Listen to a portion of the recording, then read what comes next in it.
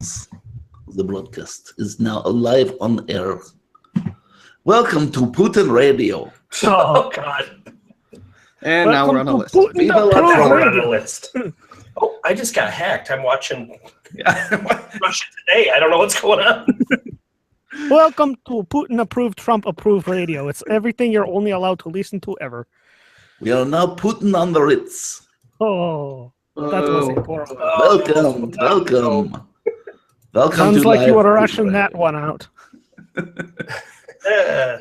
In Russia, Trump you. Oh. Huh? All right. All right, let's get rolling on this baby. I got my process. We have babies. Here we go. We're rolling babies. Welcome to episode 17 of the Lovecraft tapes, an actual play Call of Cthulhu 7th edition RPG campaign using Roll20.net. I am your keeper of arcane lore, Jeremy Boomstick Johnson. Woohoo! That's me. And your investigators of the unknown are Brian Johnson as Samantha, Who the hell is Kate? George Gallagher as Charles, Charles? Who the fuck is Charles? and Matt Zealish as Dan. Honey, do we really have to drag him everywhere now? All right. And how are we doing tonight? What are we eating and drinking? Ooh. I'm Drinking drinking a nice warm mug of chai tea. It is very refreshing. water. Well, you got water. I like that. I'm drinking a little-known beer. It's Professor Botanicus Black IPA brewed by, what was the name of that brewery? Oh, yeah, Boomstick Brewery. Nice. I heard Never their heard of stuff sucked. Yeah, well. And I am drinking a sparkling water mixed with kombucha, blackberry kombucha. Me too. That's delicious. Very tart, though. Yeah. What are the Yes, odds? very. Let's roll. Well, before we begin tonight's episode, we do need to take a quick commercial break. And we're back. I can't believe you made our listeners go through I know, that. right? That was brilliant. Terrible. Sorry. Got to pay the bills somehow. Who's Bill? The bills, there's many of them. Boy. Yeah, Bill Marching. Nye, Bill Cosby, Bill Clinton. Oh, that's a weird pair, Bill Nye and Yes, Bill Cosby. it That's a is. very strange pair right there, I'll tell you what. Bill. Mr. Wizard, have a drink. Okay, so before we continue, we do need to do a quick story recap. Is anybody up for recapping what happened in episode 16, if you remember it? Oh, good grief. That was a long time ago, okay? It was approximately 50-some years ago. Wow. I can attempt to recap if you want. Have at it, Matt. Thank you. There we go. So last episode, we were investigating the missing Agent Stan Brophy, and after hitting several dead ends, both with the Church of Night and several other places, we decided that we had had enough of this and we were going to head straight to the source. So we zoomed off to the home of one Miss Jean St. Jane and decided that she was at the heart of all this, so we were just going to bust our way in and figure out what the heck was going on. We got there, realized that we didn't have a way to get past the guard dogs until we, found a very late open butcher who gave us some gizzards, whom we promptly laced with sleeping powder. Dan then snuck in over the wall via a ladder, knocked out the dogs, and waited for Jean to come out. She had a slight conversation with a local coyote and then proceeded to book it into the stables at the back of her place. After that, Dan was chased out by a rather large monster. At the same time, the other two were also being attacked by some monsters. There were lots of shooty, bang, bang, and everything went dead. And then, in our attempt to regroup and get back in there, Jean escaped in her limo. We went out Sorry, to... can you start over? Okay. It was a dark and stormy night. We went into the stables in the back, only to find that there are a bunch of ladies who looked very old and drained. And out of nowhere, a large gelatinous lime jello monster from the local cafeteria showed up, who happened to be Stan Brophy, who then immediately went to dissolving Chuck. Yes, that's exactly what happened.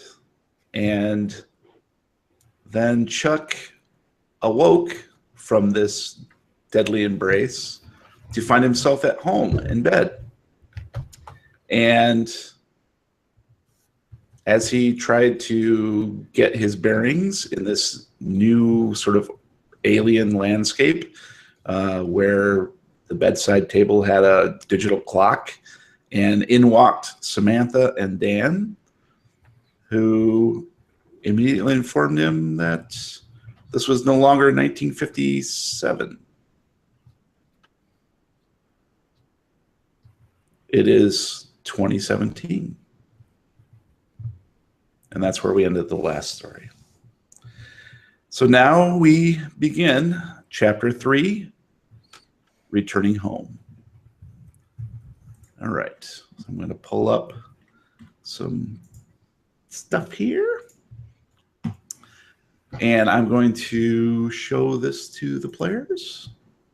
You should be able to see this new handout. I would tap that all day. Are you really allowed to publish images like that? Right? Sorry. Yeah, that is Sorry. graphic. That is upsetting. Sorry. Graphic. All right. Sure it's not 1956? All right, let's see if we can do this. Well, you can do whatever you want, Jeremy. We'll attempt it here. All right. We believe in you. Chuck, Bill. you find yourself sitting across the desk from an elder gentleman. He is wearing round spectacles. Wait, how did I get to the desk from my bed? This is a little segue, so it happens a little bit after that. Thank you. He is wearing round spectacles. He has kind eyes. His hand holds a pencil. You got kind eyes from that picture? It's a stock photo, man. But you'll figure out why I'm here in a minute, hopefully. Excuse me. All right, I'm going to start this over. Chuck, you find yourself sitting across the desk from an elder gentleman. He is wearing round spectacles. He has kind eyes. His hand holds a pencil and he is tapping it against a notepad upon which he has scrawled alien symbols you cannot decipher upside down. Behind him is a window. Probably because they're upside down. Probably be easier to decipher right side up. I suspect you are correct. Behind him is a window.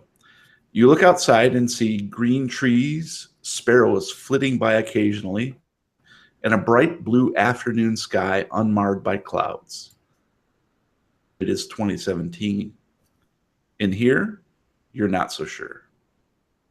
The elder gentleman clears his throat. A placard on his desk reads, Hubert Pretorius Loveland, M.D. He is a doctor. He is your doctor. He looks at you expectantly, and you realize he just asked you a question that you didn't fully hear. Charles? It's Chuck. I asked you whether you remember what happened before you were admitted to the clinic. A lot of stuff? Tell me. The 50s? Yes, what about the 50s? I was a total badass surrounded by dumbasses for 6 years or something? Saving the day endlessly. Yes. Well, do you recall anything from your coma? Do I recall anything from my coma? Yes. I guess I don't know what the coma was. is the 1950s detective in Hollywood, was that part of your dreams while in the coma? I guess so. I mean, I didn't think so, but here we are. Oh, what do you recall of the Thin Man? Man, tested my memory with that one. Bill the Wino. I remember him. You say Bill. Let's see, where were we? We were in Yorba Linda, the town of a million Italian restaurants. I don't know where that is. It's, just go to California and find the town with a million Italian restaurants. Can't miss it. Okay. All right. And the Thin Man? What about him? He kidnapped people and then buried him, I think. You buried him? Buried him in a cave? Does that sound right? Sounds right to me. So you buried the Thin Man. We did. You and... Sam and Dan. Oh, yeah. So tell me about Samantha and Dan. They're idiots. And they're expensive. Now, Charles, you do realize that's not a very nice thing to say about your daughter and her fiance. Oh, fuck me.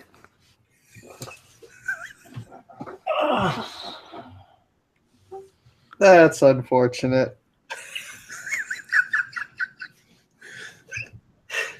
Well, let me ask you this, Charles. How many children do you have? That I know of? 0? Well, we know you have at least one, but do Well, you remember know the I have other? at least one. I wouldn't say I know that. Well, we're working through this together. Do you remember the other child? No. Well, tell me about your wife. I can't. Because you don't remember her? I have no idea who she is. Well, I see we still have quite a bit of work to do. It would appear so. Well, I do have some news, Chuck, Charles, whatever your fucking name is. Well, do you remember the operation at all? That shitty board game that you had to pluck stuff out with. No. Well, there was a dark time in your life when your wife Meredith miscarried your first child. God, that bitch. And let me rephrase that. When your wife Meredith miscarried a child, but not your child. Well, that seems like a substantial rewording. And you have no recollection of this? I can't say that I do. Or the drugs that you began to take? Oh, man, I can't be a stoner. I'm Chuck. Man. You keep saying that, Charles, but you are Charles. I believe Chuck is your alter ego. Oh, okay. Tell me what drugs I did. Well, that is part of the problem. You created them. Do you recall working as a medical doctor? Yes. While That I teaching, do. while teaching at Miskatonic University? Hard to forget a name like that. Did you enjoy being a doctor? Yeah. Well, even to this day, the staff at Miskatonic have yet to discover exactly the recipe for the types of drugs that you were taking. Do you recall anything that you used at the time to create these new I drugs? went through a pretty heavy Motrin phase. I remember that. Yes. It definitely influenced your skills while you operated on one William Powell. I don't remember him. You might remember him. He was, as you say, a very thin man.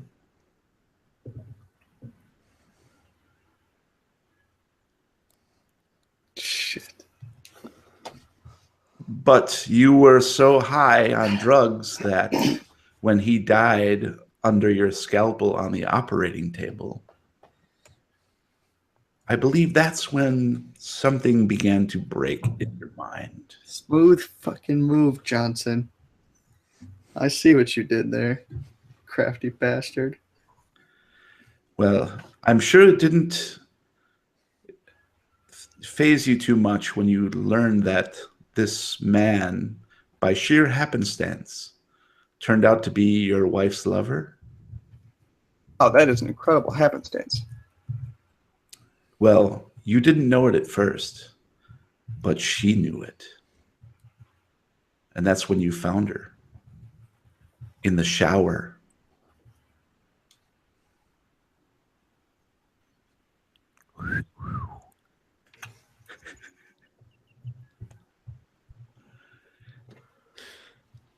I don't recall.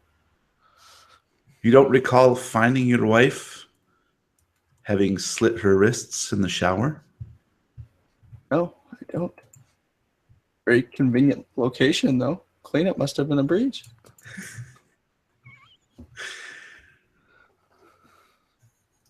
Yes. Well, would you say you have an addictive personality? No. Good. That's what we wanted to hear, and that's why we've spent these last 3 months working towards this moment.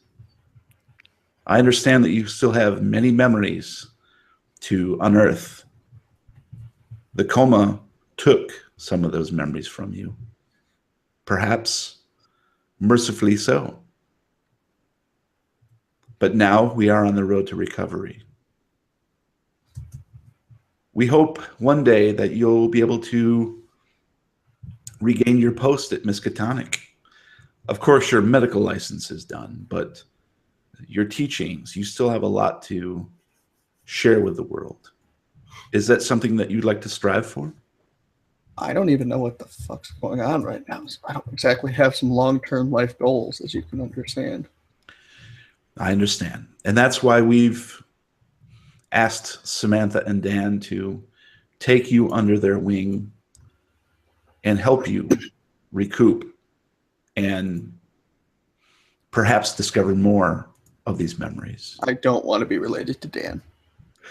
Well, you're not yet, so. Oh, thank God. I could still kill him. He's a fiance. He's not, and there's nothing yet.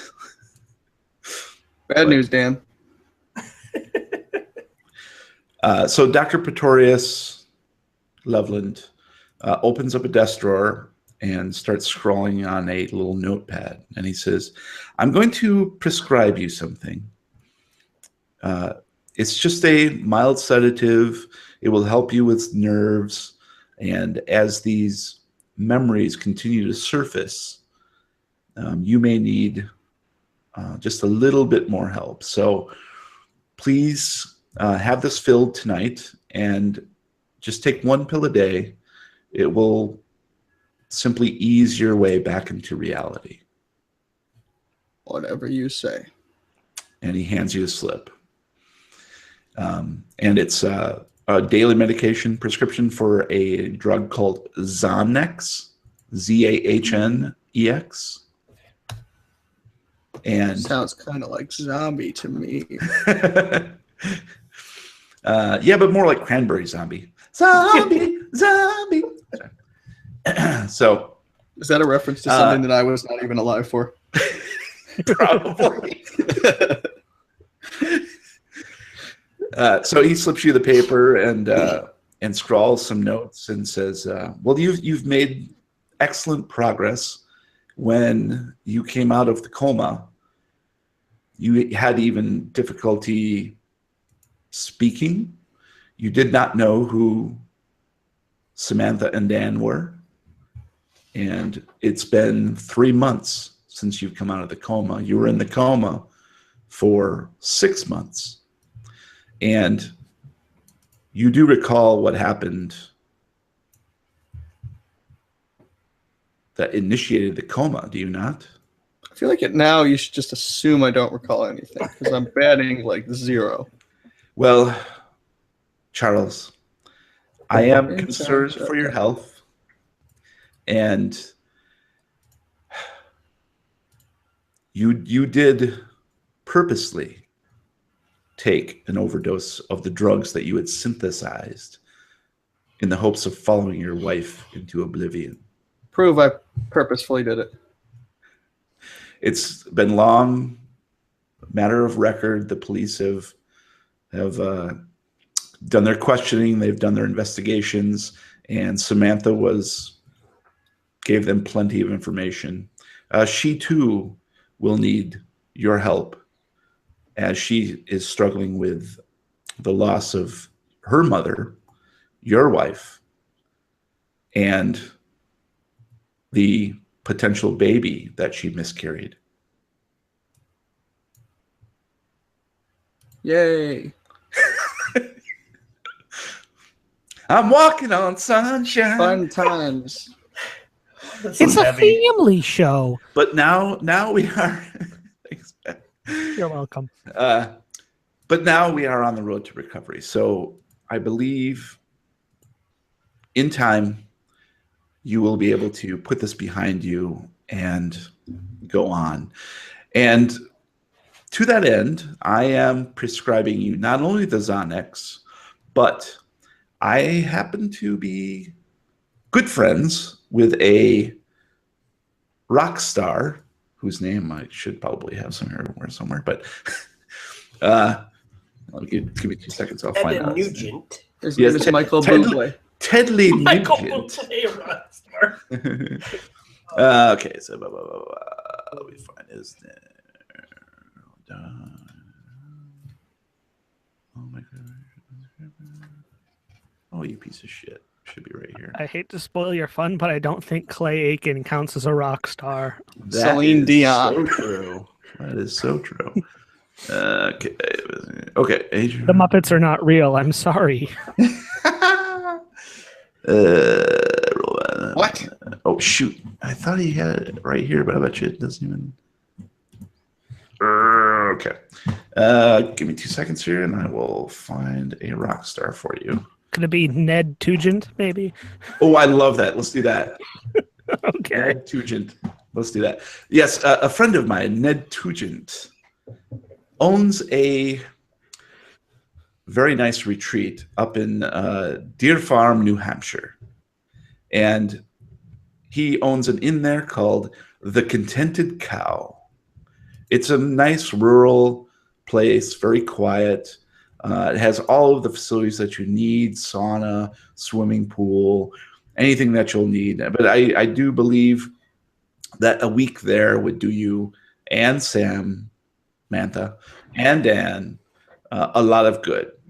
Just simply to get away from Miskatonic and these surroundings. And of course, it is free. I've already arranged it for you. You just need to drive up there. I suggest today is Friday. It is Friday afternoon, early afternoon. And if you guys drive up there tomorrow, they're actually expecting you. So it is a all-inclusive, and so they'll have pretty much anything you need. My only wish is that you get better and begin the healing process. Okay. All right. Well, thank you, Charles. And I look forward to seeing more of your work at the university. Man. How much do we pay this guy?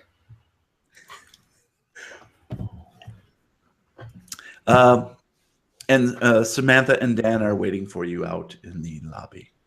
Mm-hmm. And you may leave the clinic now. Let's go have a word with Mr. Dan.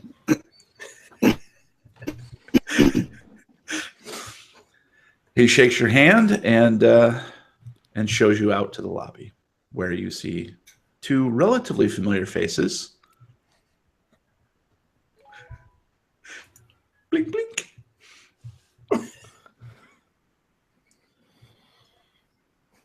All right. I think now is probably a good time to go ahead before we start into the role playing and the actual adventure. Let's go ahead and dive into some housekeeping. And Charles, I will now share your character with you. Yay. Isn't that special? All right. Okay. So these guys have both been privy to their characters for a little bit here. Georgie, there you are. Thanks for telling me, dicks. Well, yeah. All right, there you go. You got access to you. In all cases, the characters are changed, but only slightly. So, where appropriate, I've allowed you to keep a lot of your same characteristics and skills and so forth and so on. I don't think I've changed much. I think, Samantha, did we change something on you? Oh, we changed something. I believe we changed the skill on you. Forensics. Yeah. We Yep. sort of gave you a bit of a different spin. So, George, the characters, as you can see, Charles Blaine is a professor of medicine. He is still 56 years old. He lives in Arkham, Massachusetts. Still born in Ludington, Michigan. I don't think I've changed anything else on your character sheet. I do not like Charles. I know you don't, buddy. I have also allowed you to keep most of your weapons. Some things didn't make sense for the timeline, so I've changed those. You'll also notice that I've tweaked your cash and assets slightly. I was able to delve into the full rules and get a better feel for what those should be. So do you know what spending level is? Because I still don't know what that is to this day. Sure. Spending level is something that you would have at any given time without any kind of record keeping. So if you go to wherever and you wanted to buy something and it was $200, you could do it right there without having to subtract or do anything. I feel like that's what cash would be, though. Cash is actually the amount that if something bad were to happen to you, like you were, let's say, robbed in a hotel room, that's what you would be out. That's what cash means. And obviously assets is just your basic holdings. So it could be a combination of 401k, whatever, things like that. So that's what those three things mean. Check out the assets on that one. Oh. Yeah, check those out, baby. So nice 401k you got there. I did change your personal description slightly to make it more appropriate to a professor. Hey guys, Jeremy called me handsome. I did add Hey there, handsome. I've added to your phobias and manias being committed to an institution. Because that is coming into play here. Once you were out of the coma, you had to basically be recuperated at a sanitarium. So I think it makes sense for you to have developed this sort of phobia. You do obviously no longer have an office at the HIA, but you do have an office still at Miskatonic University. So let's see what else. So Dan Williams. Hi. Hello. Hi. Hello. Hello. Hi. Dan Williams is campus security. Lofty goals, I know. Lofty goals, yes. You're basically head of security. I haven't changed much in there. I gave you basically the same sort of things. I did also add for people who have firearms. I added ammo. I did a little research on how many rounds you can shoot off and that sort of thing in any given time. And there's an updated weapon for the times as well. Cool. And actually, while we're all sitting here, I'm going to go ahead and give you guys access to combat. So you should see the Roll20 play area changed to a little cheat sheet with combat flowchart. So this is something that we'll try to use if combat does come up. This is a nice little flowchart of like who gets to go first and what sort of roles you need to make in order to make combat happen. Like, it's nice. Yeah, it's relatively simplified, but it gives us a good feel for that. And so I'm going to ask you guys to keep tabs on this when we do get into combat. Help me out a little bit because the rules can be a little, touchy, and I might miss something. But I think together we can kind of use this flow chart as a good indicator. Okay. I like it. It's nice. All right. Cool. So also on Dan, I did. Dan, you want to go ahead and read your personal description real quick for the audience? Sure. Dan was a special forces soldier in Iraq. Best of the best, they said. Killing Iraqi forces was a problem for Daniel, despite being a big guy with a natural ability with weapons. He felt the crush of taking human lives and was discharged for undesignated mental health reasons. He met Samantha while receiving therapy at Miskatonic University, and they fell in love. Oh. He has not told her about his experience in the army and has nightmares only occasionally now. Cool. I think I kept your phobia and manias the same. I think, wasn't that the same as what you had before? Yeah. Pretty much? Mm-hmm. Cool. I changed your significant people are pretty much the same. I think you had somebody else, Barstow, but I changed it to general. And yeah, so that's that. Samantha, anything wacky with you, Missy? Nope. I am a associate professor and a student. Why does it say ass professor? I changed it. Because now that I got Danny, I got some ass. Professor of ass. Nice. Wild on here. I believe I changed your firearm to a Ruger SR22. That is correct. I did some research and Podcast's gone wild. It's a little gun that females prefer. So you're sexist, you piece of shit. Did you just assume her gender? I have a 9mm Glock, bitch. Oh, not anymore. You don't. That's sexist. Oh, I didn't either back then. So. So blah blah blah. I think. Everything else for you, I kept the same. I even kept the spells that you had learned in the first adventure, because I think that makes sense that if you are a associate professor and student, that you might have run across a tome that would help. The Book of the Underlands. Yeah, exactly. The Book of the Underwear. So I am an ass professor. Exactly. So beyond that, George, everybody else is pretty much the same. Just your roles have sort of changed, which would make sense in 2017 if you were professors or in the university atmosphere. And we'll get into some different types of adventures this way. Okay, excuse me. So I got a little tag here if I can find it. Tag, you're right. Tag. What did I do? Where did I put that fucking thing? There we go. Development phase. Okay. So we're going to go through the development phase here. So what we need to do is do some rolling. Yep. And why don't we go through this? I want to go through this slowly so that we kind of blaze through it in the beginning. So let's go ahead and start with Samantha first. Okay. What I have for you checked that I show checked is drive auto, you used successfully. Firearms you did, and spot hidden. Is that all you can think of that you actually? Yeah, because I never got a chance to use anything else, and I failed on the rest. And that was over the course of basically 8 episodes. I checked as I went. Okay. I did have one successful locksmith. Okay, good. Yep. And then I failed. And what about listen? Seems to me like you would have had a listen in there somewhere. Oh, you know what? I had one at the party. Okay. Go ahead and click that. Correct. Yep. And then the only other thing I thought was I don't think you guys did any first aid. Right. No, I did first aid. We tried. You did? Yeah. We tried. No, I did. I was successful.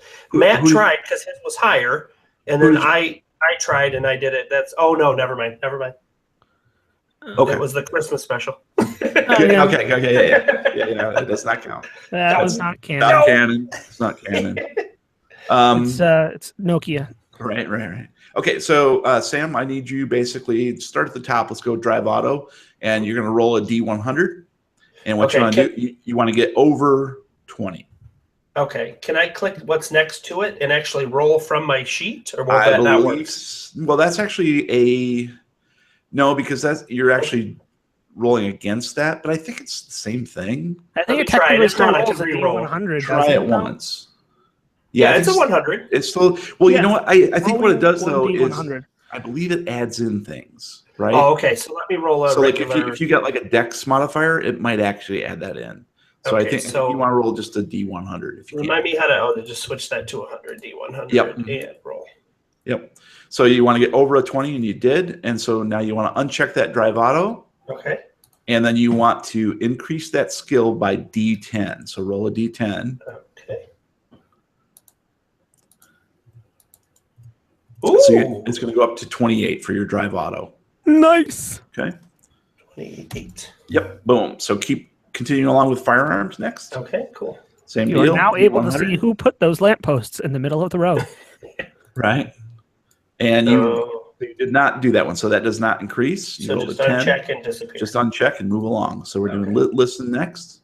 And as we do this, guys, Matt and George, go ahead and take a look at your character sheets and just double check those skills to make sure we're not missing anything.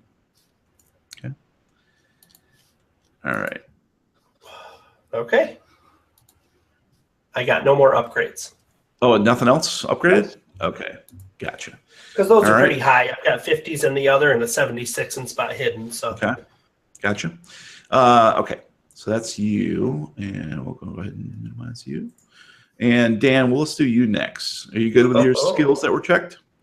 I'm scrolling back real quick. I'm trying to remember if I had to do a stealth roll when I was in the woods outside of her house. I'd say you probably did. yeah. Okay. I thought I did. I didn't. Yeah, that's fine. That makes sense. Did you also do? Did you do something with the lady to try to persuade her to do something? Or did we? I think maybe we just role played that, didn't we? We did. I think we just. Yeah. In the pits, the tar pits, that lady? No, it was the city hall. Yeah. Oh, I that's think we just role played that. Yeah, I think He you're right. just offered her lunch and she's like, here's your file. Okay. Yeah. Okay. We'll go ahead and do that. Go ahead and roll a D100, Matt. Matt. Okay. For firearms, let's do firearms first. You want over a 40, you got a 48, 29. So just uncheck that. It does not increase.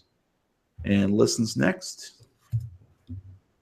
And that did not. Ooh, you barely did not make that one. So uncheck that. Spot hidden, you need a 45 or more. And actually, it's got to be over 45. Right. Nope. No, that does not increase. And stealth. Hey. Nice. That one I goes get up. my So stealth roll a roll. D10. And your Get a stealth one. Get a roll- one. Nice. Nice. So stealth is now 28. That's very good. All right. And then we're on to Charles. And He is in charge of our nights and our days. yeah. And Charles, did you have anything checked there? I thought I had a track that I seem to be missing, but I'm not positive. You know what? Let me double check your old character sheet because I wonder if I went through and did yours. But let me I'm not double. positive, but I remember tracking something. I would check. You sure that wasn't? Spot hidden. You know what, buddy? I went ahead and did it for you because I did want to tweak a few things that I thought made more sense. So, yep, you're all set. Okay. I looked at your old sheet and, for instance, spot hidden was like 50 something. So I gave you a bit of a boost there. So you should be okay.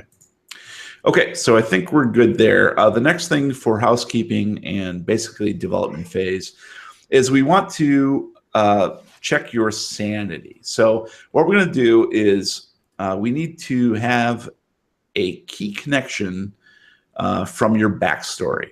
So if we look at essentially, it's something. Pick something from your backstory. So I'm looking at Samantha here, and we know, for instance, that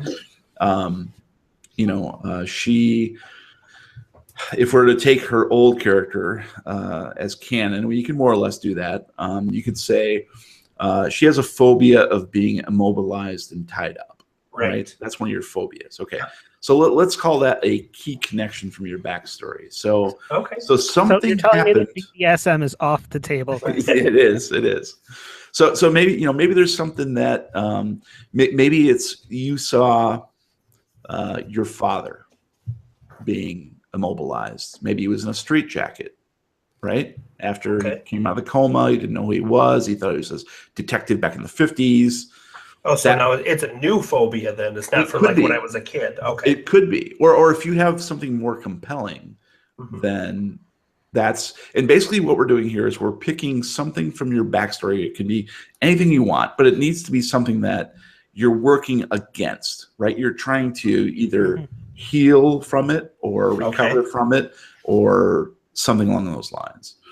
And what we're trying to do here is if you can somehow cope with this key connection from your backstory, then your sanity will go up. If you make a sanity roll. Okay.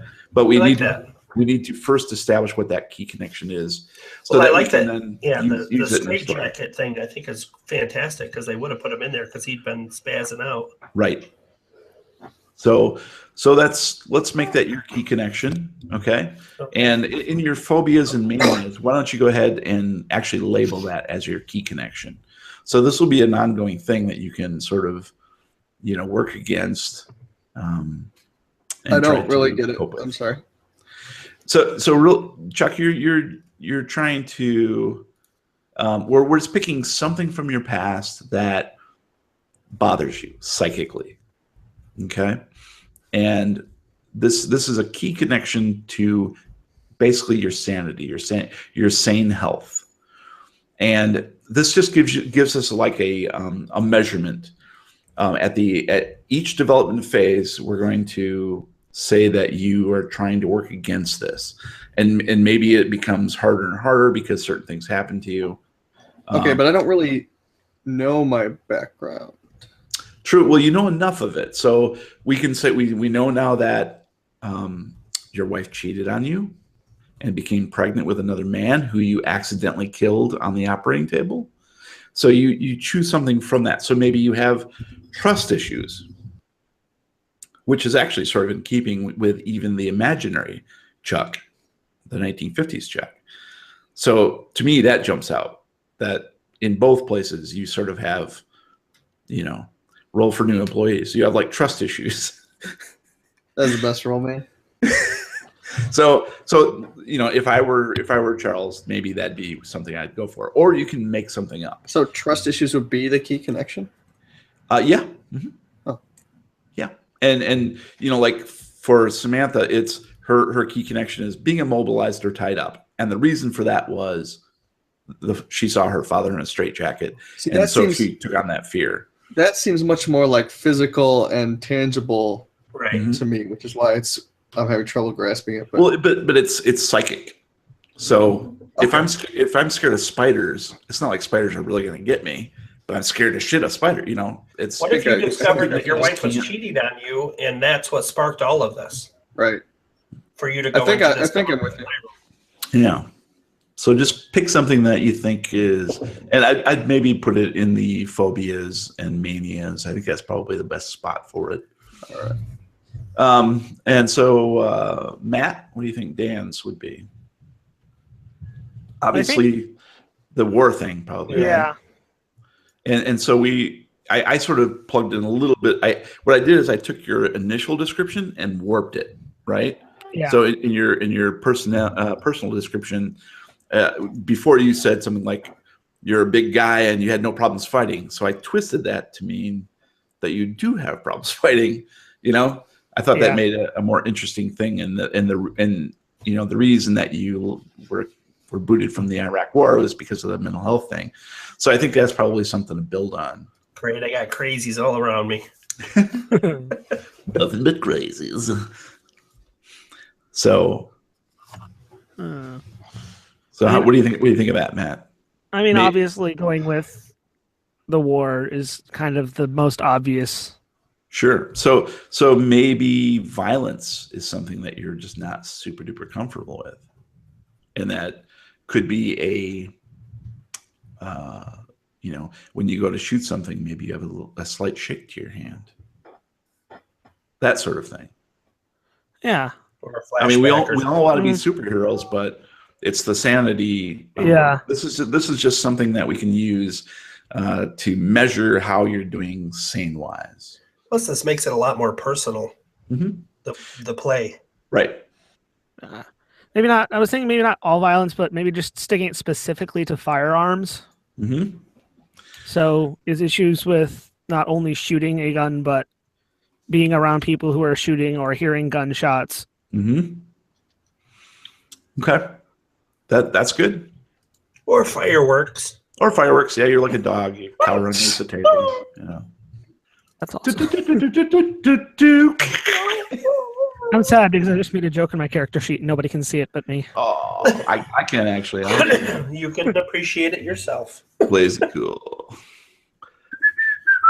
Let's do our flashbacks. Key connection. Connection. All right. So the next step for this particular thing is, now that we've chosen our key connections. No. I saw the joke. We basically just need you to make a sanity roll. So let's start with Sam.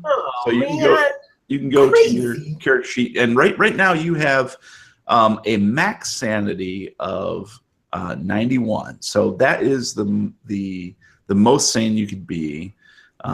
Your current sanity is the middle one there, 50. And then I think the other one is, if I clear that, that's current sanity. And let me check something here real quick. I just want to make sure I got these right. So 50, that's the start. So yeah. So yeah, nice. Let's choose that back. How's that? So go ahead and roll that dice next to your sanity. And we'll see what that is. And basically, you want to roll equal to or above that, I believe. Is that no underneath it? That's right. You want I rolled 11. Yeah, he went way under. So you're actually good. So we're going to increase your sanity, I believe, by a D100. Yeah, by D1000. So you're perfectly good. All right. So let me just double check this. So you will. So this does two things. So if you were suffering from some sort of temporary insanity, this would negate that. Got it. So if you develop some sort of weird tic or whatever, then this would actually erase it. So this is a chance at the end of an adventure for you to get help. We assume that you spent some time while Charles was in the sanitarium working on yourself and trying to get through some things. So you can go ahead and roll a D6. Daddy's in a straitjacket. Daddy. It's a D6. A D6. And 2. So you can increase both 50s to 52. So that's your current and your start. You can go up as high as 91, but of course you need more long term. After that, I transcend into another plane. Exactly. All right, Charles, once you do the same, go ahead and roll me a sanity roll. And below a 60. And you got it. So go ahead and roll D6, and you can increase your 60s by that much.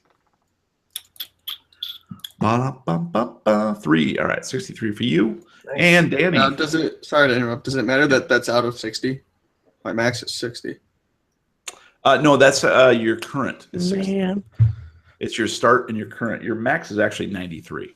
So the first one's start, the second one's current, and the third is the first is current, and the middle one is start. Booyah! I'm wasting all my good rolls on housekeeping. Beauty. All right, but great. I do gain 6 points of sanity. So excellent. So you guys all went up. So you've had a pretty successful recoup stage, and that's it. So that's good for Charles. Yeah. And then the very last thing is I need to switch my page numbers to check your credit rating.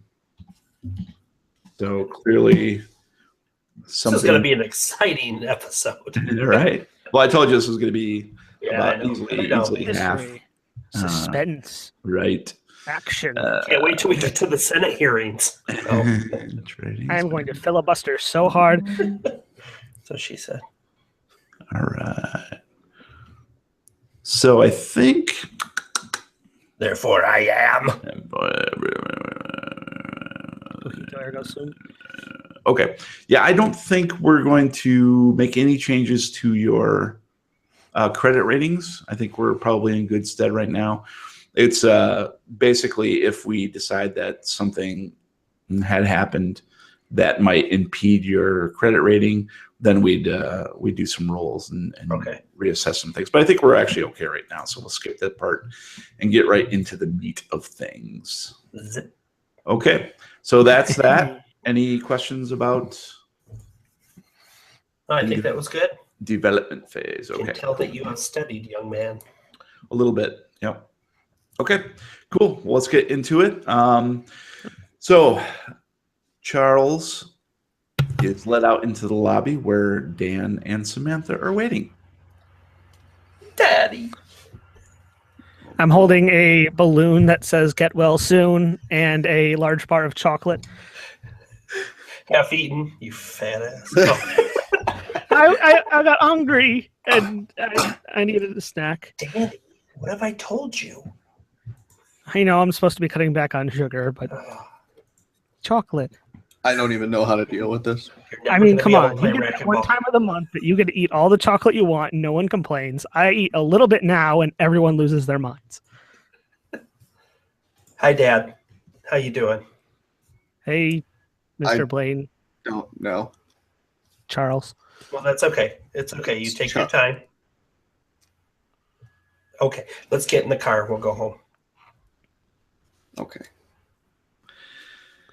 All right. So you drive back to the Blaine Mansion. It's Manor. Blaine Manor. Meanwhile, Blaine Manor. That's right. You need to make one quick pit stop at the pharmacist, Walgreens, just on the way. Sponsor us. Hashtag not sponsored.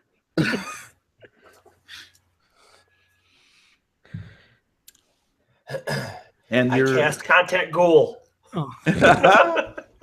and you find yourself late Friday afternoon at Blaine Manor, and Charles, you have a pill to take. Zip. Deliver rectally. Well, if the bottle says so. Well, yeah, you oughta. So go ahead and do a little role playing, guys. Talk about where you're supposed to go tomorrow and so forth.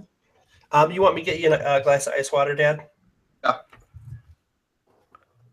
Please. Now. Immediately. So, Charles. Bad news, guys.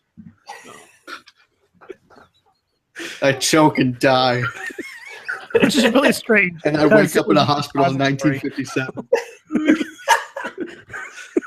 Well, it worked the first time. Yeah. Keep chugging. Here you go. Here's your water. So, Charles, I'm not sure. I don't want to talk to you, Dan. And it's Chuck. I'm not sure how much you remember from the doctor, Oh, but that didn't work. we are all spending the next little while up in a nice little place in New Hampshire called the Contented Cow. I've looked over the brochures. It looks like a really, really nice I'm place. lactose intolerant. Well, luckily they have lactose-free cows there, so. What? It's like a guy cow? I keep going, but I'm not getting anything. Oh, white ribbons everywhere. Oh, God.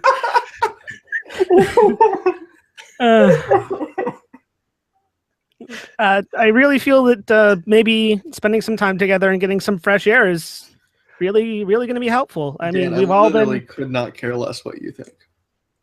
we've all been a little bit stressed and on edge with everything that's been going on.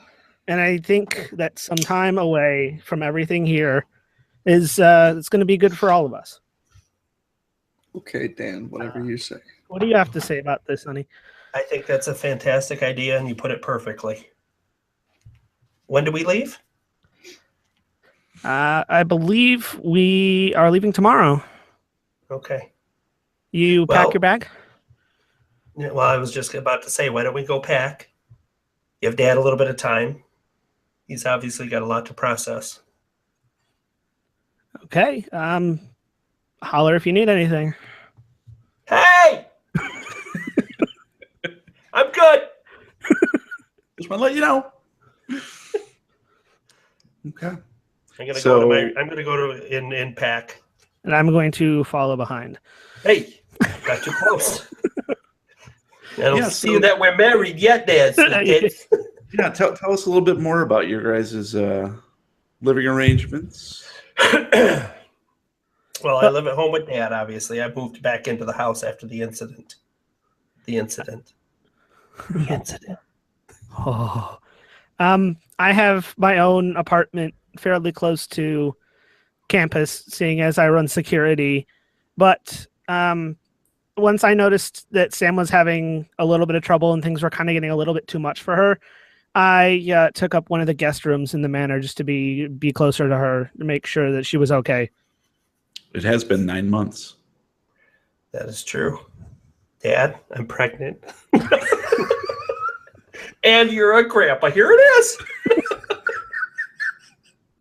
Surprise! Surprise, motherfucker. Why is it black? Man, see, And look, thin. it's very thin to be the appropriate. God. God, Matt. And then I wake up in a hospital and whole episode So is just we've been just waking up in going a day to hospital. day trying to get through this. It's been a stress on our relationship. Okay. Good. I know What'd you your say, dad. Dad? Something? I know your dad has been through a lot, and I know you've been through a lot, but he still seems kind of rough. I mean, I'm trying to be nice here, but he just He keeps just pushing. got out of the hospital, Dan. Give him a day. Okay. Want your fucking ring back? Oh, it wasn't those kind of ring, Bryant. No, Sam. I'm not talking about this. I'm not talking about this one. I was looking at Freudian slip.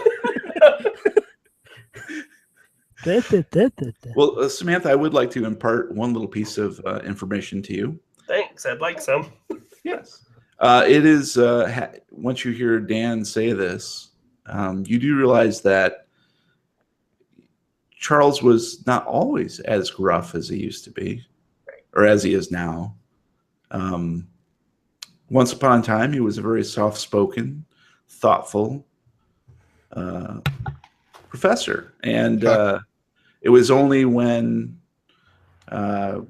you were, I guess, maybe having just left home, that when you'd come back to visit during the holidays, and decreasingly so, that you started to notice the rift between your mother, Meredith, and your father.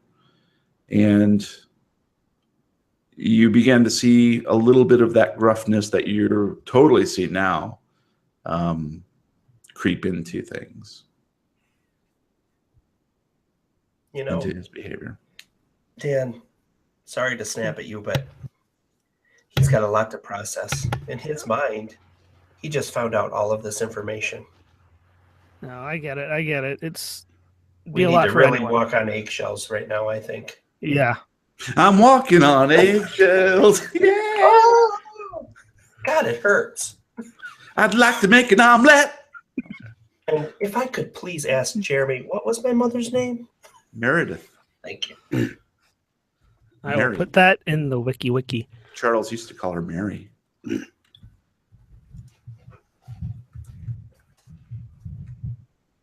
And the baby's name would have been Pippin. Oh dear God. That's wrong. That's wrong. That's the That show we're doing. That It's joke is a Pippin in little high closer school. to home than intended. That's funny. Snooze 10 minutes. Okay.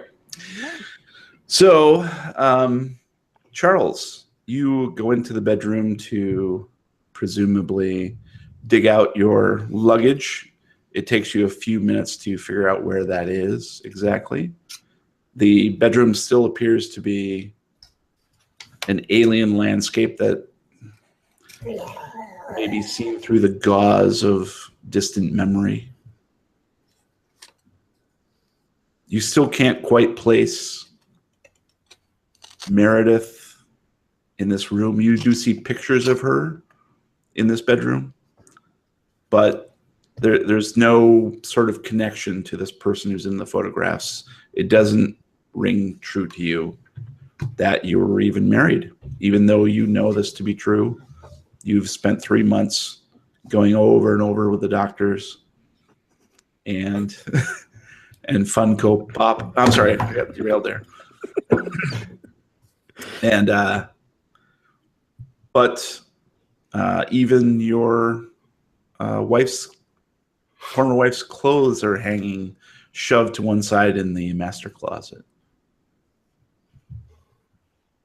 And you do run across a little box that's sort of tucked up on the very top shelf of the closet that sort of looks familiar. It's a cardboard box. There's no writing on it or anything, but it sort of gives you a little bit of a twinge of deja vu. The hell's a fleshlight?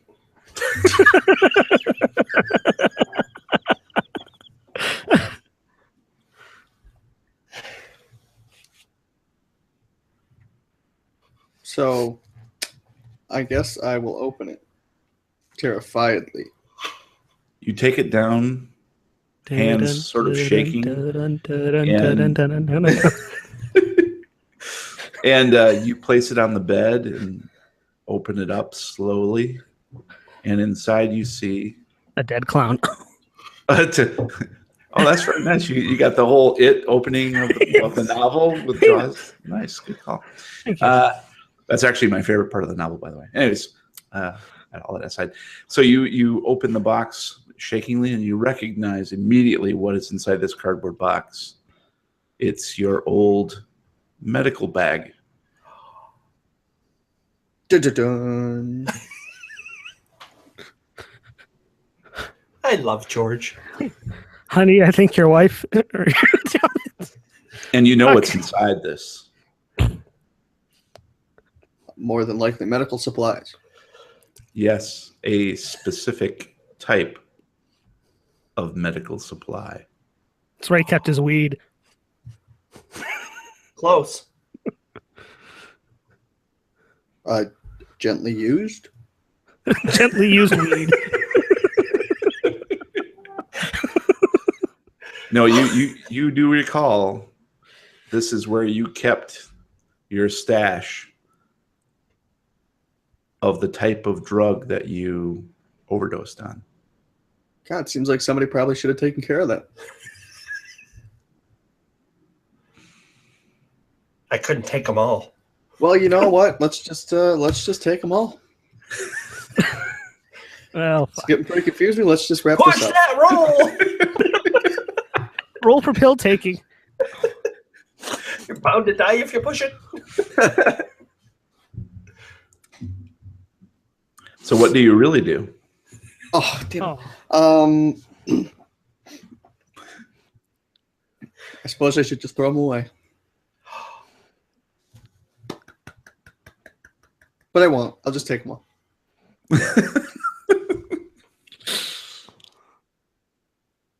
No, I will. I'll throw them away. And All of them? yeah. Okay. You open the medical bag and you see many, many baggies of these green and yellow pills that were capsules wherein you stored the powder, the very special powder to which you no longer know the recipe. Could probably find I it can online. find it though. on Yelp, yeah. Yelp. Your mama. I don't know your if you daddy, know what I'm Yelp the is. pusher in the alley. I'm from the 50s, damn it. And I'll just ask those kids on Snapchat. you flush them down the toilet. Nice. I was going to throw them away, but all right. Perfectly good waste of drugs. There's still one floating if you want it. And they swirl down. Jump in after them. Down. Damn it, George! That was our only way back to the 50s. This isn't train spotting. It's Train Spotting 2. Yes, it's T2. Electric Boogaloo. This time it's personal. You continue packing. Would you guys like to do anything else before you have to leave in the morning? I'm going to order some food, so I'm going to go ask Dad if there's any food in particular he'd like.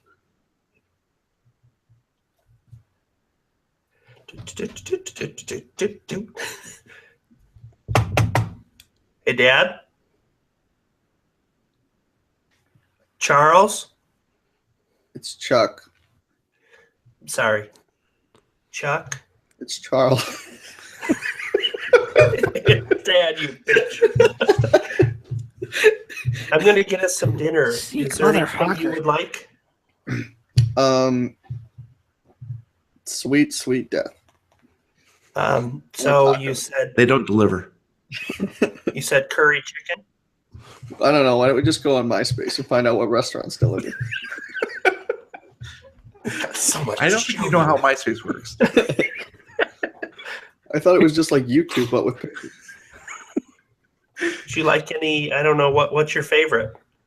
I don't know. I don't know anything about myself. Taco fish. What's a That taco rings fish? I don't know. It rings a bell somewhere in the back Okay. of my mind. Let me see what I can come up with. Something says taco fish. Sorry to bother you. I'll get us some food. Okay.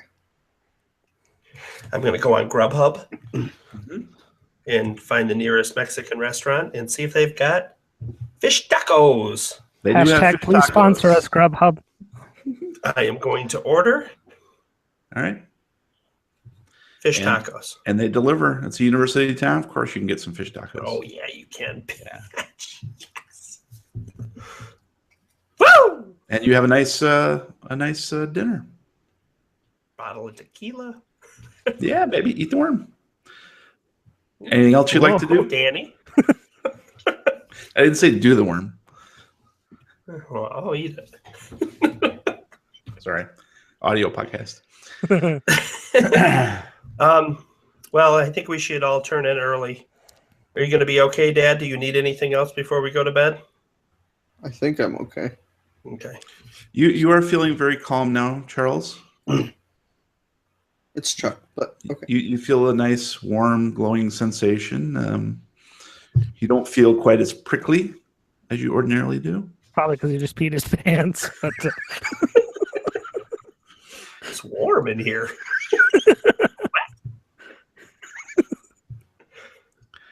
You want me to show you how to use the TV?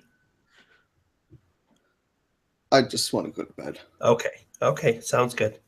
Well, we'll probably get up kind of early, so I'll see you in the morning. Just down the hall if you need me. Okay. Here, I got something for you to sleep with. Nice. And you go to roommates. bed. Oh, Samantha, are you Yes. going to simply stay at home, or is Dan staying over? Or? Yeah, Dan's gonna stay in another room, and I'm gonna sleep in the room next to Dad. I moved some of my stuff over there just so I can be right next door. Okay. In the manor. All right.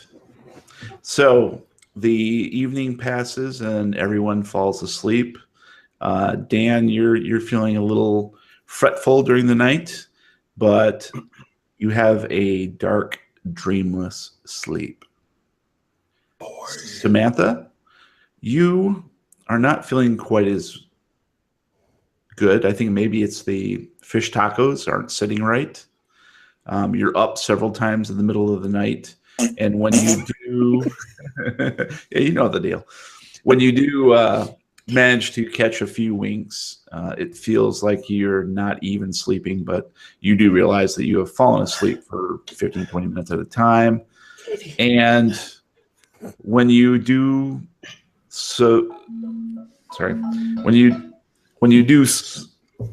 surface from sleep, it's you think you hear the far off cry of a little baby. What the fudge crackers? But it disappears. I know I have a weird choice in ringtones, but I didn't mean to frighten anyone.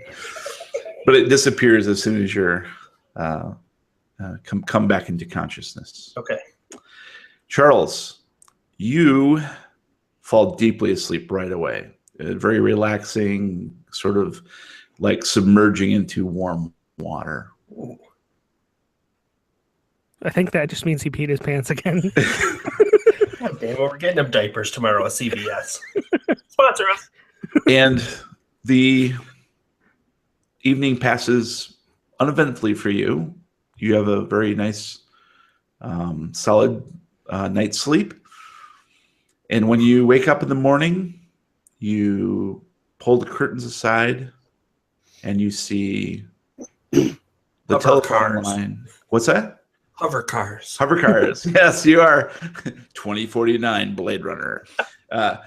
You pull aside the curtains and see the trees in the backyard are full of crows. And that's what we're going to call it. Hello? What are we going to call it? We're going to call it, right? Josh and yeah, Pogs and- Callbacks. We have them. All right, so I think that's a good place to stop. Nice. Why don't we continue along with our next? Well, what did you guys think of that? Is this a good starting point? Yeah. Player reactions? Yeah. Did you dig Excited it? to see where this goes. Okay. I know we didn't really have time to get into too much of That's it. okay. We had a lot of housekeeping to do. Yeah, I love the part where we were rolling dice. Right, edge of your seat. Edge of your The seat. best. So good. All right. So we're going to launch into the segment we call Recommendos. And this is the part of the show where we recommend things that might be of interest to geeks like us, because we are geeks. So why don't we start off with George? I just got an expensive new item. This is a DJI Phantom 4 professional Ooh, photography drone lovely. with a 5-direction obstacle avoidance and a really nice quality camera. Sweet. Why did you get that? If I can. Yes, because he just became a commercial drone pilot. Sweet. Congratulations. Thank you. Happy birthday! Oh, I really enjoyed that video, by the way. That was really cool. I know, right? Yeah, that was That was pretty It's freaking awesome. sweet. I could not believe how stable the image was. Oh, yeah, yeah. that was, Yeah. what was it, like 15 mile an hour Crazy. wind? Oh, yeah. And that was Nope, what, 20 400 knots. something feet up there? Wow. Yep. Yeah, that was really cool. I was like, holy shit, that's Brian. I recognize that Prius. And it shoots in 4K, 60 frames per second. That is sweet. Yeah. Yeah, that was really I mean, we're more excited than George is about it. Yeah. He's like, whatever. I got 20 of them. This is my job now. Fuck it. Well, cool. Congratulations on that. Woo! And you like that particular model of drone? Oh, yeah. I love it. Great warranty on it too, I think, right? Yeah, Yes. Okay, cool. Brian, how about you? I got a pretty cool kick-ass gift for the holidays. I got the official Call of Cthulhu RPG dice set. I'll show everybody on YouTube. I will be opening these and actually rolling with these because I got permission from somebody to do that. Absolutely. Very excited to use them. They're really cool. Nice. In a blood red. And I can't remember if I think one of those dice might have like a sanity thing on it too. I can't remember. It might. I haven't. I just took them out of the package today, Yeah. but I put them back in for this. Sure. But I will pop them open and take a look. Yes, it does. Yeah, I think it does. Yeah, it's got like a weird little sigil or something on one side. So It's got a pentagram actually. yeah, nice, very cool. All right. So how about you, Maddie? This week, I'm going to dish out a recommendation for a small indie game that both you and me have enjoyed called Oxenfree. It is the story of a girl named Jen and some of her friends who sneak off to an old island after dark to throw a big raging party, considering they are just about to graduate. However, when they get there, they realize that there's really only like, I don't know, 5 of them or 6 of them that showed up. So there's not a whole lot to do. And in their boredom, they end up going off and exploring the island. And this gets them into some very, very interesting trouble. Very cool. Yeah, that is a really good game and well worth the money. I thought it was a lot of fun, for sure. Cool. Well, I would like to recommend the magazine, Rue Morgue Magazine. I don't think I've recommended this before. It is a horror magazine based out of Canada, and they publish currently 6 times a year. They also do some additional other kinds of publications, stories and special anthology type stuff. But I read their regular magazine, so they do very in-depth articles. And I probably have done this before, haven't I? Shit. I think you might have. Yeah. All right. I think that's familiar. I'm going to switch it then. My recommendation for this week is the movie Fleshlight. The Autopsy of Jane Doe, which I watched on, I believe I actually purchased it on Google Play, rented it, I should say. And it follows the tale of Brian Cox and Emile Hirsch, I think is the other actor's name, a father and son mortuary, crematorium, family-run business, just the 2 of them. Brian Cox plays the dad, of course, who is recovering from the death of his wife not too long ago, and Emile Hirsch's mom. Emile Hirsch is his son, who is considering leaving the family practice, and they are brought a body at the very last minute from the police that was found at a murder scene. And they are tasked with trying to find out what killed this person, because it's not obvious. She looks flawless. And it is a young actress who is not essentially, but exactly nude through the entire thing, and lays on the table in the autopsy room. And she is the Jane Doe upon which they perform an autopsy and discover how she died or why she's there. And it is what's that? I heard an interview on this. Yeah. On NPR, yeah. It is a super creepy, I would say the first half is flawless. It builds a sense of dread and suspense that's unparalleled. The last third, I would say, sort of wasn't quite as successful. It is directed by the guy who did Troll Hunter, if you ever saw that. Available on Netflix, a lot of fun.